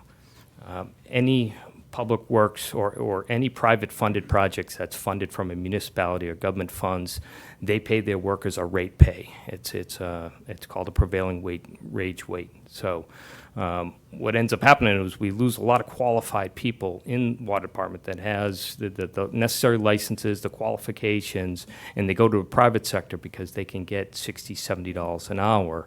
And particularly on Cape Cod, where there's so much water and sewer infrastructure work going on, it's really just shifted things quite a bit for us. So water department is down 3 critical staff right now, including a water foreman, fortunately, who was promoted to deputy director. So fortunately, we still have them on staff, but actually 4 positions. Then we have a senior treatment operator, senior equipment operator for the water department. And, you know, those vacancies are hard to get. To get people those licensures that they need, it's almost about 2 to 3 years of training of contact time in order to meet the minimum licenses that we require and as DEP requires. So it's very difficult to pluck someone off the street and put them into these positions. We got to foster them and we got to train them and bring them up here. And so we're going through that right now. So when we talk about resources, that's a resource problem for us right now going into the future. We have, you know, pending retirement of our water superintendent, and you know, within 2 years, we got to start thinking of those things. So that's a real priority for us right now, in addition to longstanding of, you know, maintaining this enterprise fund, maintaining the service that we do, but also being able to recoup staff and keep staff in here. So we're working through it. We're looking at creative ways to try to figure it out. Thankfully and refreshingly, you know, we have a dedicated HR now, and, you know, working with her right now, we're getting these job opportunities out to New England Water Works, American Public Works Association. We're starting to reach out a little wider and a little, you know, far-reaching to try to see if we can pull people in. So hopefully the next update for you is we've filled all those staff positions, but that's the current status we're in right now. If anybody's listening, I mean, why wouldn't you want to work here? I mean, it's incredibly supportive, rewarding work. Community loves the work you do. And Waterworks is a great career. It is. You know, so anyone young or, you know, old, anyone that wants to get into that kind of career, it is a great career to be in right now. It's just like HVAC 10 years ago. Get into HVAC. Well, Waterworks is here now. Get into Waterworks, wastewater works. It's a promising career. Any other questions from the board? Anything from the peanut gallery, folks? Okay. We're So, good. who Thank wants you. to talk about enterprise funds? Yeah, I knew we were going to go there. All right. Dive in. So much discussion since I've been here about enterprise funds, so much discussion. So I'll try to just hit the highlights and then show you what that really means. Let's start with something easy. Beaches? Beaches is the most problematic. Nate's smiling. In the old days, for your enterprise funds, you're used to seeing something that looked like this in the warrant book. That was the beaches budget, right? This is what you would approve. You approve a fee schedule and you approve the budget. This is helpful, and here's why. At the top of the little box is where the money comes in for these accounts. Fees are the direct costs related to those accounts. If there's something else, when we'll talk about that with beaches, it's on the other line. And then this part, retained earnings, is basically the free cash that was certified the previous year for use that's available in the account. Then you have direct expenses, which are things that are very specifically related to the operation of that department. And then you also have indirect expenses, which are the costs related to existing as a department of the town, the administrative overhead related to being a town, being part of a town, but not directly related to day-to-day operations. And then you have a total. So this year, and I want to talk about this, so you can look at this and see a summary, right? We had this last year about what is operating and what is personnel related to the beaches. And you can also go and see the actual budget related to beaches. Now, there isn't anything that's very specific or interesting up here. Nate has done a great job. The questions we get the most asked about are these parts down here on the bottom. I just want to take a minute to talk about that. Enterprise funds are allowed to budget at least 10% for budgeted surplus. Essentially, what that means is 10% of your operating budget in reserve in real time during the year, sort of like what we did with the Finance Committee last year. And then you have a couple of other pieces, and then you have a cost related to indirect costs, then you have your capital costs, and then you have your total budget, okay? So it costs $2.3 million to run the beach, okay, in a year. You are only bringing in $2.1 million at this time, so there's a cost there. But that the town, then, the way you're, this enterprise fund, and Lynn, you can correct me, 100% of the operations have to be charged to the beach, but the debt does not, okay? And it hasn't been, which has been part of a lot of larger conversation. And the reason that it probably hasn't been is because then it cuts into the beach's reserves, which they don't want to do because they need to build a reserve account in order for multiple projects that we have coming forward. This year, when we were doing the analysis of all of it, we basically came, and this will be the same with sewer, came to the conclusion that we're basically eating away very rapidly already before you even include the debt. What's in reserve for the beach? You're not generating any additional revenue to carry over year to year for future capital projects, including cottages, the motel, any of those pieces. It's not generating. In fact, once we move the debt into the actual fund, this number went from $140,000 to $490,000. So what that means is, so like this I was saying to Nate and Rich, this is a very scary number for them because they only certified $1.3 million last year in retained earnings. That's a lot of money, but it's definitely not enough money in 3 years when this number continues to increase and we have real capital projects related to the beach. You are subsidizing a huge amount of this with the general fund, which is your choice to do. So I just want to go back, and I said we would talk about it. I want to show you what that looks like in real time at the front of the budget. Hold on, bear with me. So when we built the budget, right, the debt either lives up here or it lives down here in the beach, one place or the other, which means it's either, if we move it out of an enterprise fund, it's moving into a debt line, which means it's getting paid from taxation, right? If you leave it in the beach, over here, it can be paid by the beach, but they then have to cover this amount, and your reserve is so much less. I don't have a preferred methodology, quite honestly, but this is as transparent as it gets, which was the request about the operation of these enterprise funds. This is what it costs just to exist next year. It will cut into their reserve by almost $500,000, which means you've only got 2 years left like this, if you're lucky, before you have nothing in reserve, and that none of that is contributing towards future capital needs. And you aren't budgeting for future capital needs anywhere else. So this one is a great highlight, because we've talked about, and we're gonna talk about capital in detail at another meeting, but you know, if you could easily have a $4 million beach project coming in within the next 5 years related to the building, you don't have a funding source for that. And I'm not suggesting that beach fees should be raised to cover the cost of that, but you have to have a conversation about increasing them in order to cover the cost of operations, because that's not currently happening. And the other thing that's interesting about the beach is that they need that money in reserve in case there's an off year. And as we know, as you all know, that could happen with the beach for various reasons, we won't say, but it could, and they need to have a cushion in place just for that very reason.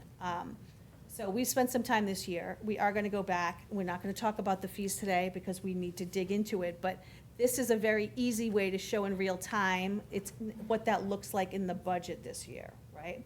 So I think if we maybe we'll do the fees meeting with the capital meeting, or we'll do a separate one related to fees so that you guys can really talk about it, because I think it's time to have a serious conversation about that. But for those at home who haven't been in this budget document before, this year, we now have, you can go to a summary page, the operating page, the revenue page, so you can see where their money comes from, what the traditional article looks like when you see it in real time that you're used to seeing, and then there's also the indirect cost calculation.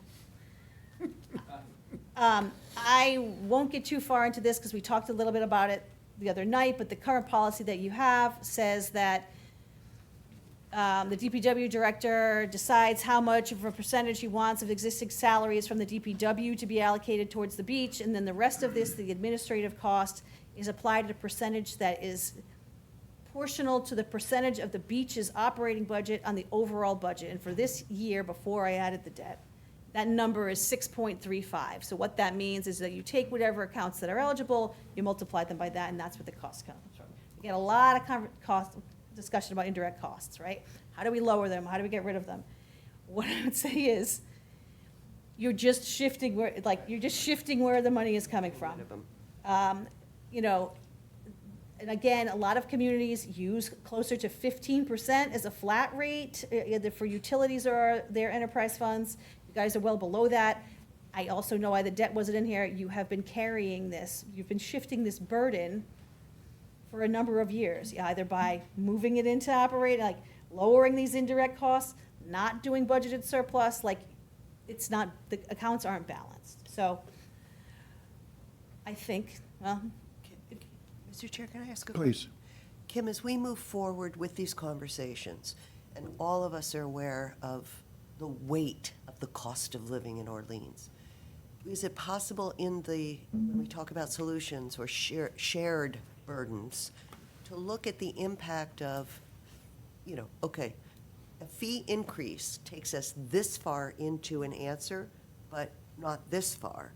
Can we talk about scale and addressing scale as with the solutions? 100%, that is exactly what we are going to do. We started sort of having that philosophical conversation about the beach as an asset to the community rather than as a revenue generating arm of the community, and what that really means in terms of these rate increases and where they go in order to balance out just life here in the town. And I think that's why we want a little more time to sort of go back and take a look. In no way are raising fees gonna cover Right. this hole in the immediate, right? But, so you are gonna have to choose a dollar amount, which has to be related to the debt, because it can't be through operations, to cover with the general fund until you are at some sort of point. Mr. Chair, can I just follow up? Just for the general public, I realize our burden as a select board is to propose the areas, because it's not just the beach. We have other areas of town life, transfer station, recreation, all kinds of areas where we're gonna need to kind of have those value conversations and what's a shared burden and what's pay-as-you-go, so to speak. So it's good. Yeah, thank you. And I know when we just start having these conversations we're not doing now, but I definitely would love to dovetail the analysis onto our resident tax exemption, if you will, theory. Yes. How can we see this, whether we increase a fee for everybody, we increase a fee just for, we don't increase as our residents as high as we increase maybe people who are non-residents. So can we get a full 360 of all the different options instead of just focusing on raising the sticker price from 50 to 100, if you will, in something, but what if we raise it for 75 for a class and for non-resident I class? think we are going to put together a recommendation for you about what we think is the right strategy related to fee increases and where they should apply, and our justification as to why, right? That's what we need time to do. We've already put them in different stickers, if you will, or different classifications. Yeah. It's just pulling the triggers of which ones you increase by I'm what. not really a fan of doing a blanket increase across all, because I don't think that that makes sense. But we'll see. I mean, your revenue generation issue here is a lot. So, I mean, there's a larger conversation to be had, so we don't need to get everyone nervous at this point, but like, who can really afford these shifts and what do they Exactly. mean? Exactly. And I certainly, though, want to stress the part of the conversation that's about providing this service and this asset to the community is part that we should cover, right? And we do cover essentially by paying the debt on it. But when that debt comes again, like a bigger piece of it, sort of in the next couple of years when we need to build an administration building, you're gonna be right back here again. So it'd be a lot easier to start making some changes now to prepare for a larger conversation around the long-term capital needs. But we're gonna do that on a different day, because that's. If I can just follow one last Please. thing. I mean, the way I look at this, I'd like to see how do you balance it, of course, increasing the need for revenue to what level, and then what do you want to subsidize for a certain different classes? And that where you lower it, whether it is, i.e. resident stickers or something like that. That's the portion I think we can understand subsidy. Right now, it's just very confusing. It's always been, at least, of what's actually subsidized and who's making that decision. As a community, it's easy to see how we pay for everything and then choose where we want to subsidize. Meth. Yeah, and the word policy comes up a lot, and I think, I'm not even sure what's embedded into the policy these days, but there is a division of expectation with all the enterprise funds about them being self-supporting.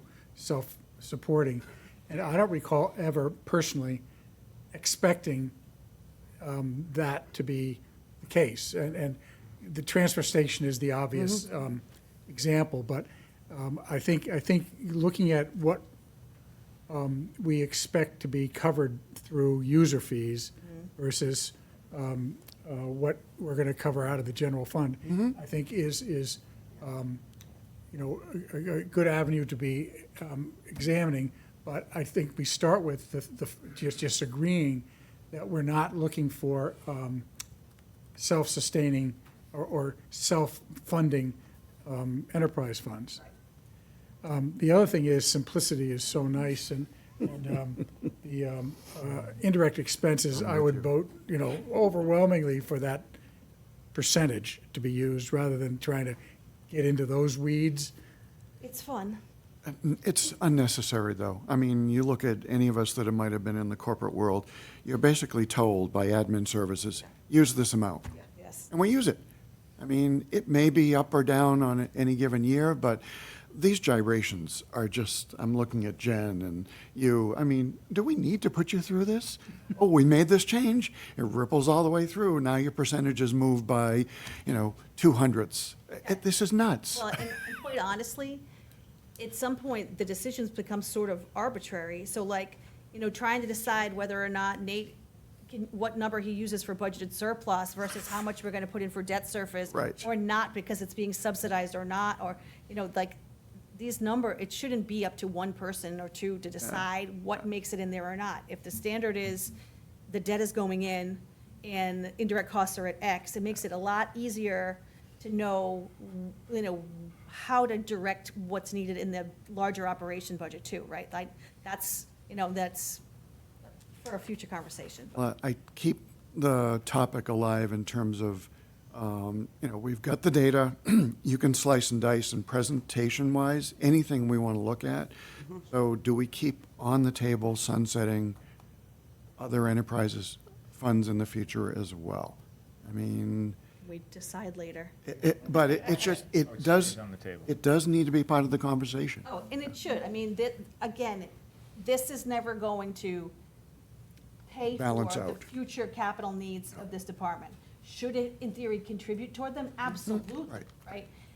But that's not what we're setting this up to do, and that's a real problem as we're heading into multiple capital needs that might end up taking higher priority, and I don't want to keep balancing the budget and not bringing it up. I mean, it was only a year ago when I insisted we put the hotel on the capital plan, because it wasn't anywhere, right? And those are costs that we have to address publicly and say so, and I think this, at least now, you can see it all in one place, and you can get a sense of what it actually costs, right? Meth? Yeah, I sort of agree with this year anyways, putting the debt in there, sort of arriving at what the future capital needs are gonna be for retained earnings, and simplifying the indirect expenses and just seeing what happens when that's all sort of put into the mix. And if it turns out that it has to be subsidized 20%, So be it. we can talk about it. Right. I think getting to the point where you have a financial picture that has everything baked into it is worth it. Good. Okay. Nick, or Lynn's got it. Lynn, you got, please. Just a point of clarification on our favorite part of this, the indirects. Could you show us that? And maybe Nate could help us with this. Could you confirm who actually is responsible for the safety? Does the health department have anything to do at all? Do they declare dirty water, my words, apologies, at the beaches, or does the county do that? Do you know what I'm asking? Yeah, I do. The health department facilitates the county's testing. So do they have a role? Should their dollars be in the indirect or not?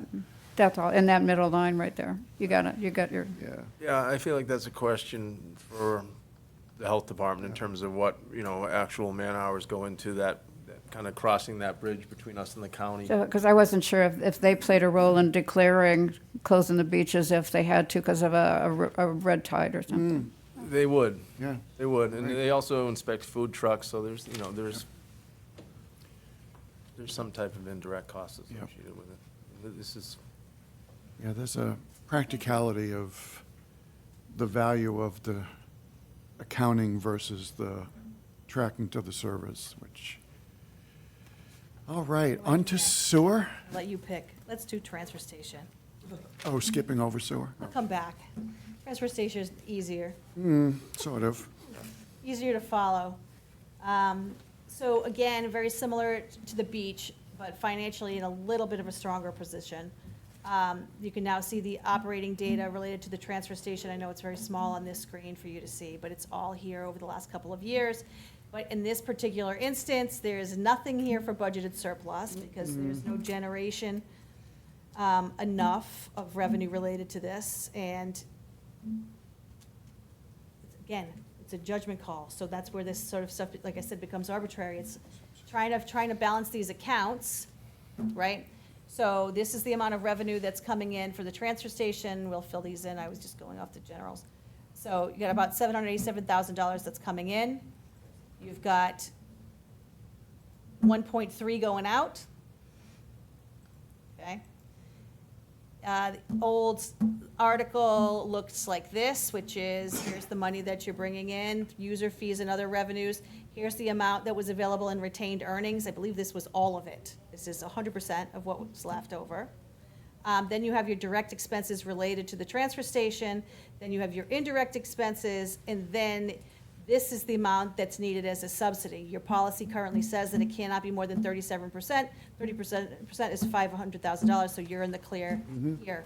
So what that looks like, right, in real time, so that people understand, is that this means the general fund taxation is covering $141,000. And again, that's using every penny that's left in this retained earnings. Next year, that number could be 400, 500,000. You'll be very close to this next year. Okay? I want to talk about retained earnings a little bit. I think this is a municipal kind of approach, but using retained earnings as revenue is something that I would For an never enterprise have fund, yeah. encountered before, and that goes true for the beaches too. I think if I was going to ask for a pure all-in kind of look at this, I would take it out. I know, but then you would be beyond your current policy limit. But also if Rich needs a truck, you know, I mean, this is supposed to help support. It's a capital thing. It's a capital thing, not an That's operating thing. in Well, part. But there'll be nothing left. Right. So that was the sort of the conversation we were having last year. Last year, you know, I sort of inherited the numbers that were set, and so we rolled with them for all of these funds, right? Because Tom had retired or had gone to his new position at December 1st, right? So I used his data, used his numbers, you know, as the guide for the year. These numbers were larger, but again, there won't be anything in here, potentially, since we don't have anything in budgeted surplus. We're not generating any reserve here. So I think this is another area, and the debt here is only $61,000. So it's not as if this is some, you know, large amount of debt that is causing this deficit. It is straight operational costs. There's also another one, this is a little unique with you, Rich, in that, as you said, overall, your salaries, but this is directly related to what stuff people throw away, the types of streams, and, you know, you look at your cost on expenses, how comfortable are you with the hauling expense, the contract, and those variables? So I'm a little concerned just because costs keep going up. You know, we're at the end of a 10-year contract for solid waste disposal, and the new numbers coming in are quite high. And so we have a little bit of a cushion in there. I'm hoping to work those numbers down best we can. I think we can absorb it, but it is trending upwards and more. And one of the things that has increased is hauling, as you said. You know, just as an example, right now for us to take a tractor trailer to CMAS, or now called ReWorld, it's $600. Price proposals that I'm getting for one trip, one haul, is $1,000. So I think, you know, in the future, we've got to think, does it make more sense for us to haul our own stuff, particularly since we have a CDL program to train people how to drive and things like that. So I think that's something we need to look at in the future. We've already made some adjustments. We were paying $400 to ship glass from Orleans to Dennis each cycle, and we swapped that. We're using our vehicles to bring glass in a smaller load, but we're using our vehicles on our staff to bring things down. So we're going to keep trying to fine tune and try to trim things down, but you know, every time we trim things down, something's outpacing us in terms of inflation and growth, and that's, you know, another one of our challenges that we have on Cape Cod is the fact is our options are getting less and less and less. What we used to have as 5 vendors are now 3 vendors, and pretty soon it's only going to be 1 vendor. And those are some of those challenges that we have in this kind of realm of things. Andrea, I think I know where you're going. You know, because I'm a broken record Yeah. about reducing 40% of our fiscals. But this is such an incredible conversation. And I guess I would like, as a select board, to hear from our department chairs, I mean, our department heads, because, again, it's not just the cost of doing business, it's the cost of the future demands of how we do business. that we've got to budget into. So do we recycle less because we're thinking differently about our own solid waste in our own households? Is it the cost of our electricity? Is it how we fuel our cars? Is it on-site batteries? There are all these multidisciplinary conversations that are going to go into the functioning of all of our departments. Yeah.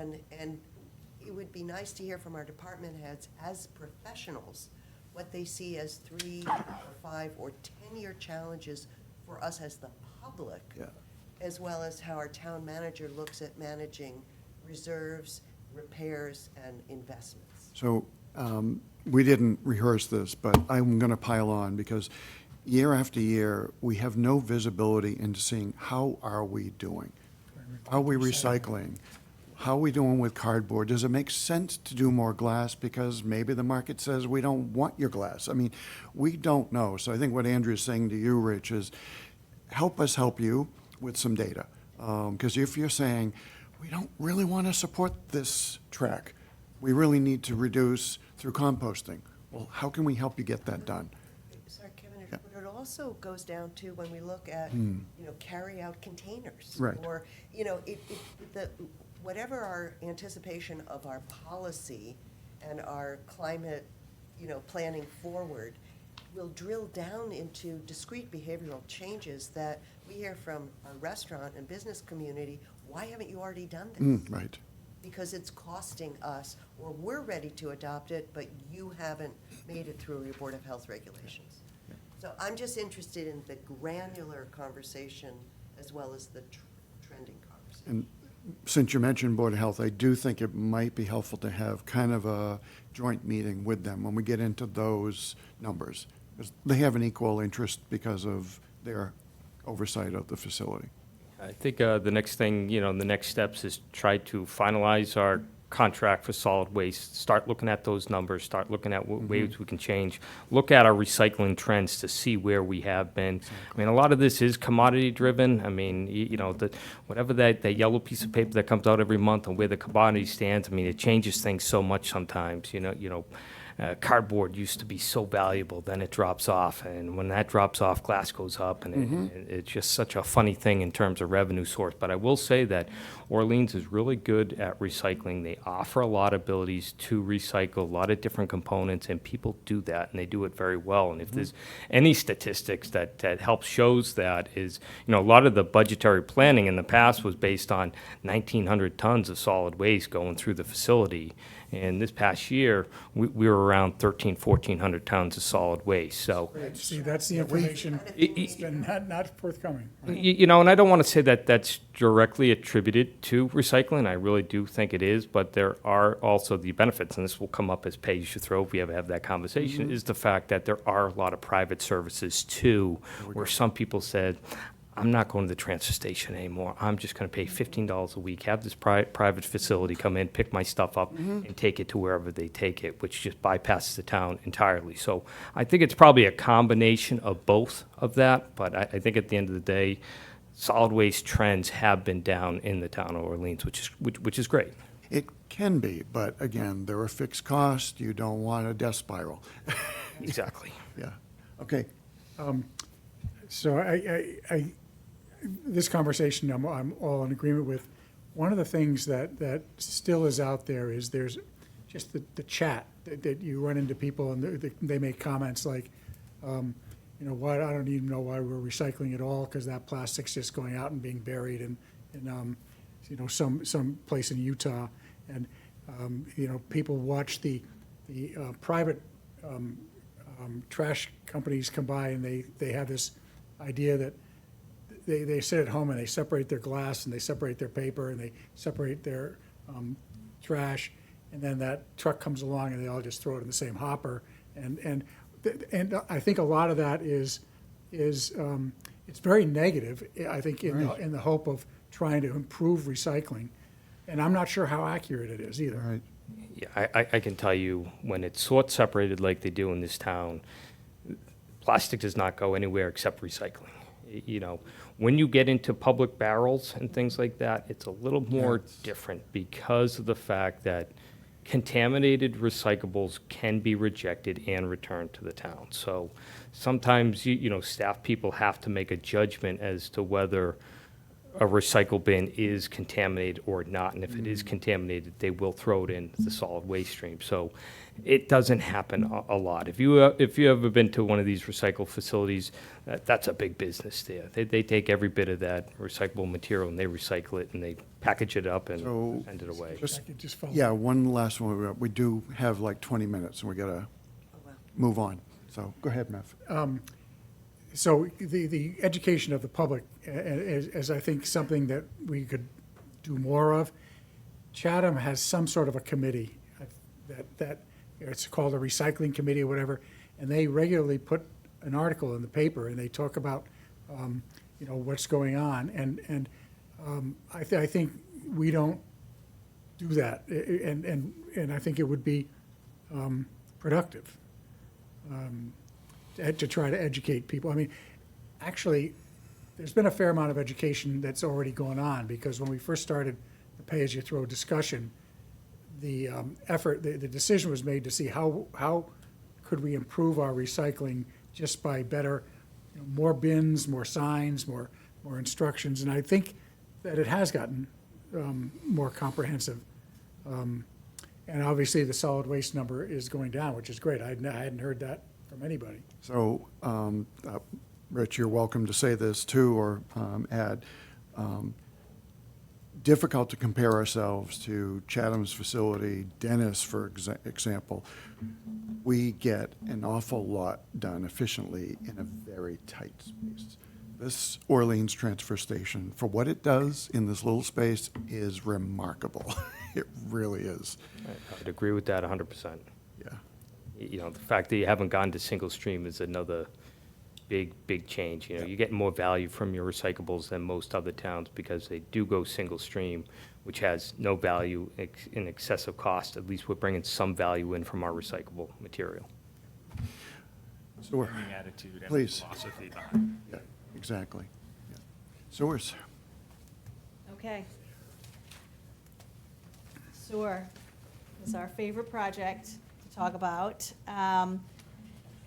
Last year, so the tabs exist in the same way. There is a summary tab, there is an operations tab, and then there's a revenue tab. So maybe we should start at the revenue so that we can start backwards. Yeah, maybe we'll start with the article.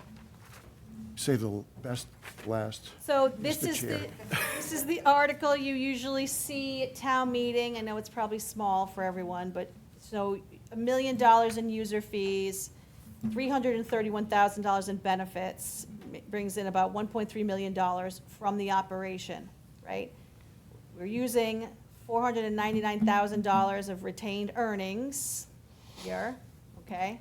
But that does not show you the whole picture, because the operating cost for sewer is $4.25 million, okay? Which leaves you with a deficit of $242.4 $2.4 million. million.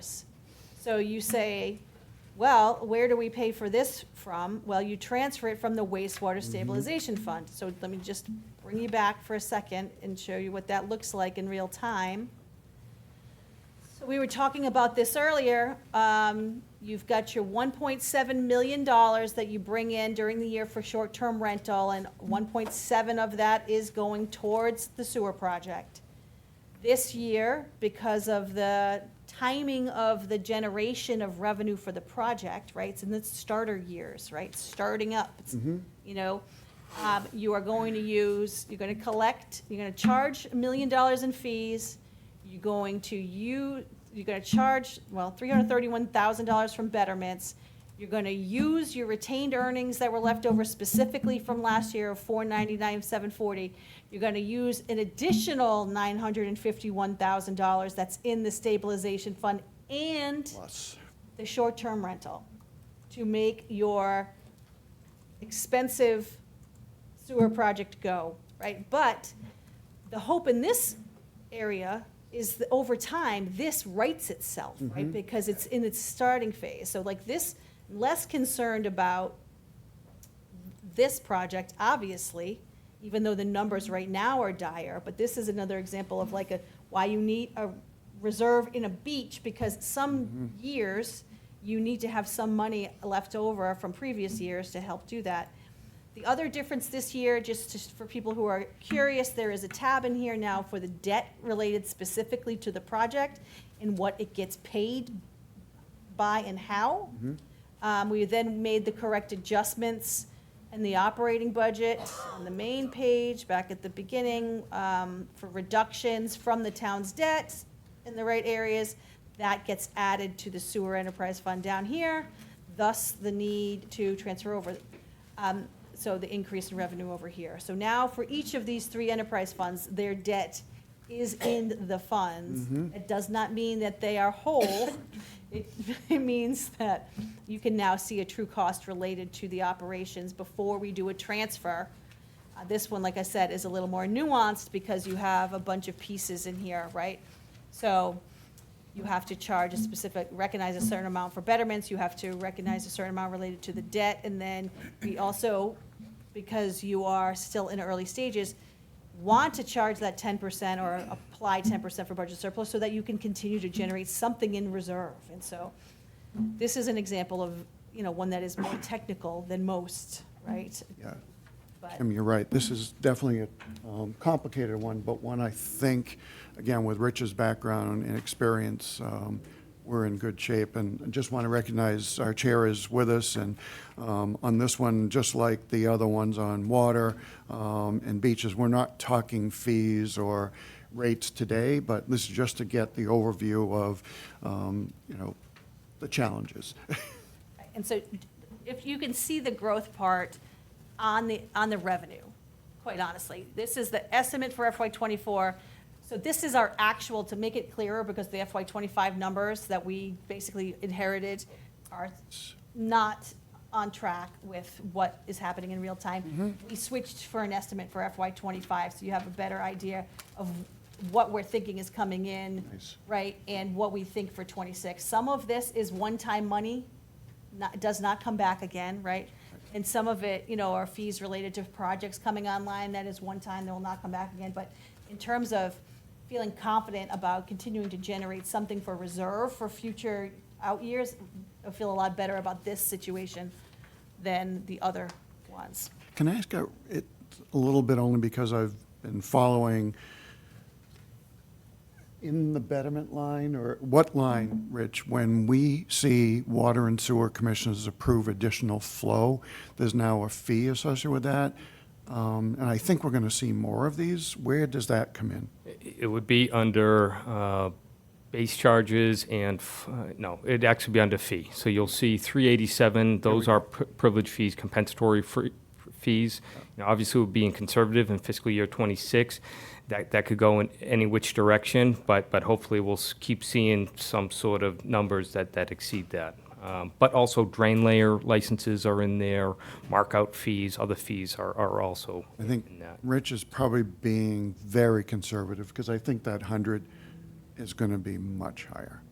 I mean, just Right. And thinking of what's so out there. Best case scenario, this is in this account, because it has its own It- fund. Right. The money would stay there for use, right, very specific. And that can So build up. It's okay to underestimate on fees here, because we're not subsidizing from the general fund, right? Any additional money that comes in over our budgeted amounts stays within this fund to help support it in the future years. So it's less of a risk than in some other areas.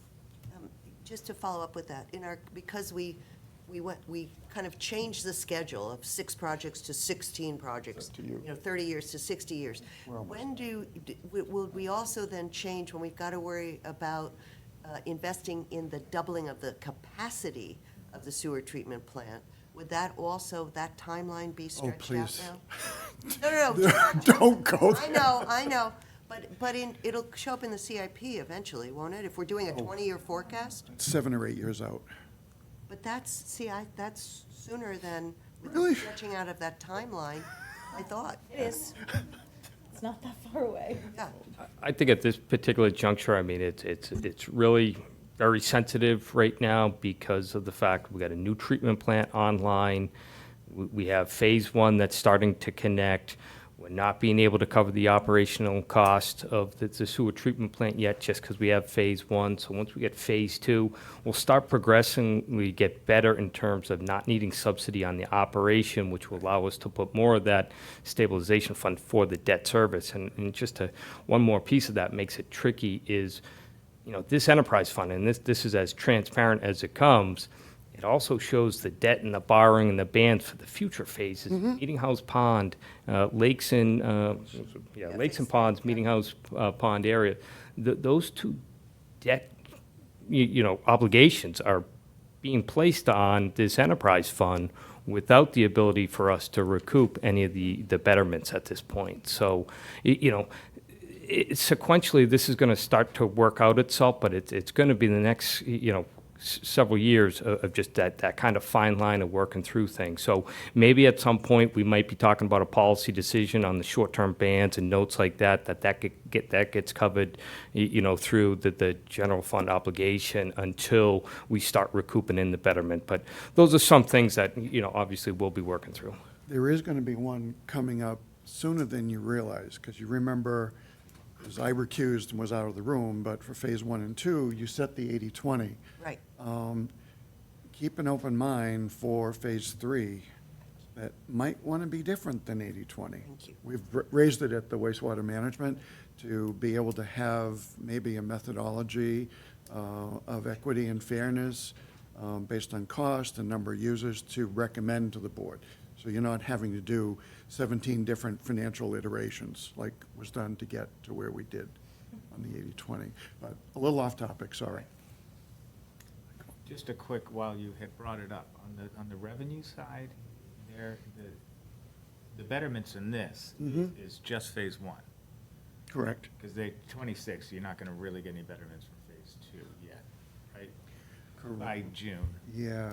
By 28, Is that, do the next. and is phase. that assuming like By 50% of the December. Phase 1, or? Yeah, It'll be close, maybe half the year in fiscal year '26, we might start receiving the betterments. They might fall in. So we still have things to discuss. So the contract for Meeting House Pond, it basically goes through the December 2025.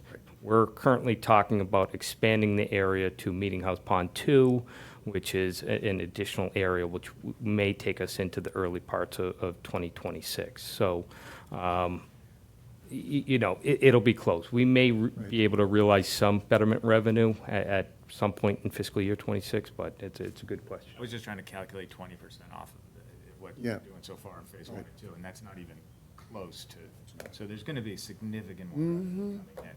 Yes. I don't know how that's. As we get hooked up. Yep. Thank you. And I guess we're not on a sewer conversation tonight, but the septage, I think, do you anticipate that holding steady or decreasing now that areas will go? What's that, septage? Yeah. I think it's going to hold steady for a little bit. I mean, we open up to other towns, it's not just here. Are you And at capacity, are you? And our biggest competitor is Yarmouth, and we have the same rates as Yarmouth. Slowly, more people are going to be getting connected to the sewer, but we're still going to have Title V systems throughout the town. So I think maybe, 5, 10 years down the line, we might see that number start to dwindle a little bit, but I think we're going to hold steady with that septage for a little bit.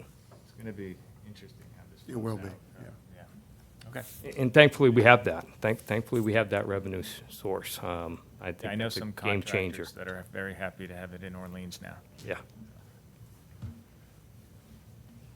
Good job, you guys.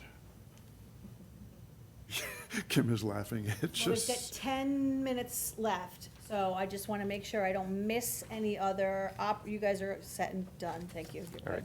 Thank you Thanks. very much. Any other key operational changes that are in here, because we're obviously not going to have time to go through the other departments in the next 10 minutes, but I could probably do it. So, the key ones that you should know about is we had a number of conversations this year about the impacts of community events on operations of the town. So, I had a nice chat with Scott McDonald about making sure there was money available for details related to events, and that money is in recreation right here, in case anyone is looking for it. This is the half of the clerical that we then absorbed. So this now is temporary. You also, some combination of this for details, and then revolving account depending on the actual thing. We received a request, I think you saw a boards and committees request up above, for just more. That's in the selectmen's budget. Go back, I know you have to bear with me, sorry, remember the key ones. That is here, okay, it's $20,000 more in there for boards and committees. We already spoke about, going back down, health and human service grants. You saw there was a request for that too. That's also in here. Just of note here, there is an additional position now in Health and Human Services related to our departmental change that is here.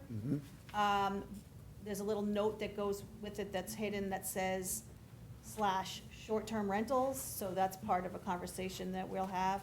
I have some thoughts about that and when it actually comes online, probably more like a fall town meeting, but we'll talk about it. What other key changes are in here? Kim, while you're there, can you go back just for the chair to show under parks, UBW.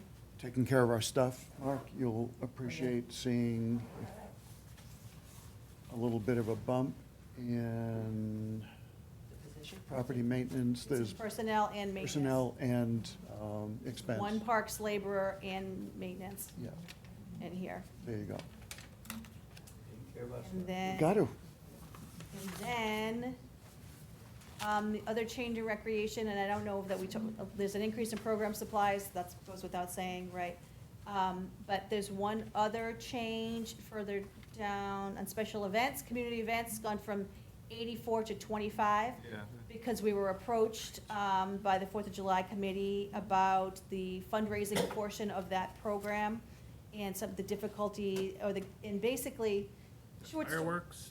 Yeah, the short story is that they have to lock in now, right, to get their dates for July, and that's tricky when you're fundraising only and you can't commit to it. The upside, so it's about, $17,000. The upside of this is that we have already reached out to Brewster and Eastham, and they are considering also donating and Nice. participating in this, and so, Nice. but it's in the early stages, but I absolutely wanted to make sure that we put something in here, because I didn't want them stressed about their fundraising. And also, I mean, quite honestly, most towns pay for their fireworks. So they can still, we still want them to fundraise, but it's here. And we also want to be able to maintain the quality of the show that we have. We don't want that jeopardized for any off year. Nice. So those are the big changes on our part. Like I said, we don't have a lot of requests operationally for new things. And you already all understand the burden that we're under related to insurance and retirement. I mean, that's your budget in Yep. a nutshell. And just one thing, and Kim talked about it early on, but when we were at the MMA annual conference, if you go to the Maya breakfast, that's normally where they talk about your general liability insurance, increased property coverage, and not that we are in it, we're not in the Maya health pool, but it's always good to know what their rate increase is. It's 14.8%. Right. I texted it right to Kim. I said, yikes. So. Yeah, I had heard that. I had also heard we're sort of off cycle from their bump. We've Right. already absorbed some of the increase over the last 2 years for the post-COVID bump up. They basically are staggering a little bit lower. I still think we're going to be around 10 to 12% for health insurance, and with very little control over Yeah, that exactly. cost. So that is why it's separated out here under retirement and benefits, because the reality is, even if it goes down a percentage point, it's not as substantial enough to, be able for us to absorb this on our own. It's just too much. In a way, the nice thing about doing these iterations is as you get more data, whether it be the schools or the health insurance, we'll be able to show, we're trying our damnedest to minimize the overrides, because I know no one likes them, but we're really working hard to reduce them. Mr. Please. Commissioner, if I could. Yes. I would also say that our view about how we handle that is we're trying not to rob Peter to pay Paul. Right. So that long-term, we're maintaining everything we have to, and being very judicious about both our investment and how we keep things up, how we take care of our stuff. You're rehearsing. It's different. It's You're different. already rehearsing for town meeting, so. Well, and that's why I did not go through the exercise of producing a list of things that I thought you should consider taking out at this point. You should know the list of what has been requested. And I don't like to also sort of threaten to cut things if we don't get X, right? We know what's available in the budget, we know what our priorities are, they're all in here. If we have to make reductions, we will, right? We'll figure that out, but I don't like to do it ahead of time as sort of a, scare tactic. Like, this is what I think we need. The departments have been very good. Do I think that they would be good with potentially having to reduce in certain? Yes, I think they also could be fine if we had to, right? But we'll cross that bridge next, not ahead, right? So, Michael, did you have Yeah, I something? just had a question on the one thing. Can you pull up the detail under, towards the bottom, the state assessments? I don't know if everybody noticed there, the, 70? no, chapter 70, which we talked about at the beginning, but the, where is it? It's, state assessments, mosquito, $135,000. oh, yeah. Cape Cod mosquito control. It's That's what- spraying over the town. Well, they also do ditch work. Right, but a lot of it's spraying it's coming from, so I just wanted somebody to notice that that's in there in our budget every year. It's in statute. Yeah, and times that by 351 towns, you're talking about, it's a big business, 50 million, something. It is in there. Okay. Right on time. Awesome job, Kim. Yes, thank you. And Jen and Mark and all staff. Mr. Chairman, you might want to call for the last motion. Showed up just in time, huh? Absolutely. Okay, well, I'll accept the motion. Mr. Chair, at 3:41, I move we adjourn. Second. All those in favor? Aye. Aye.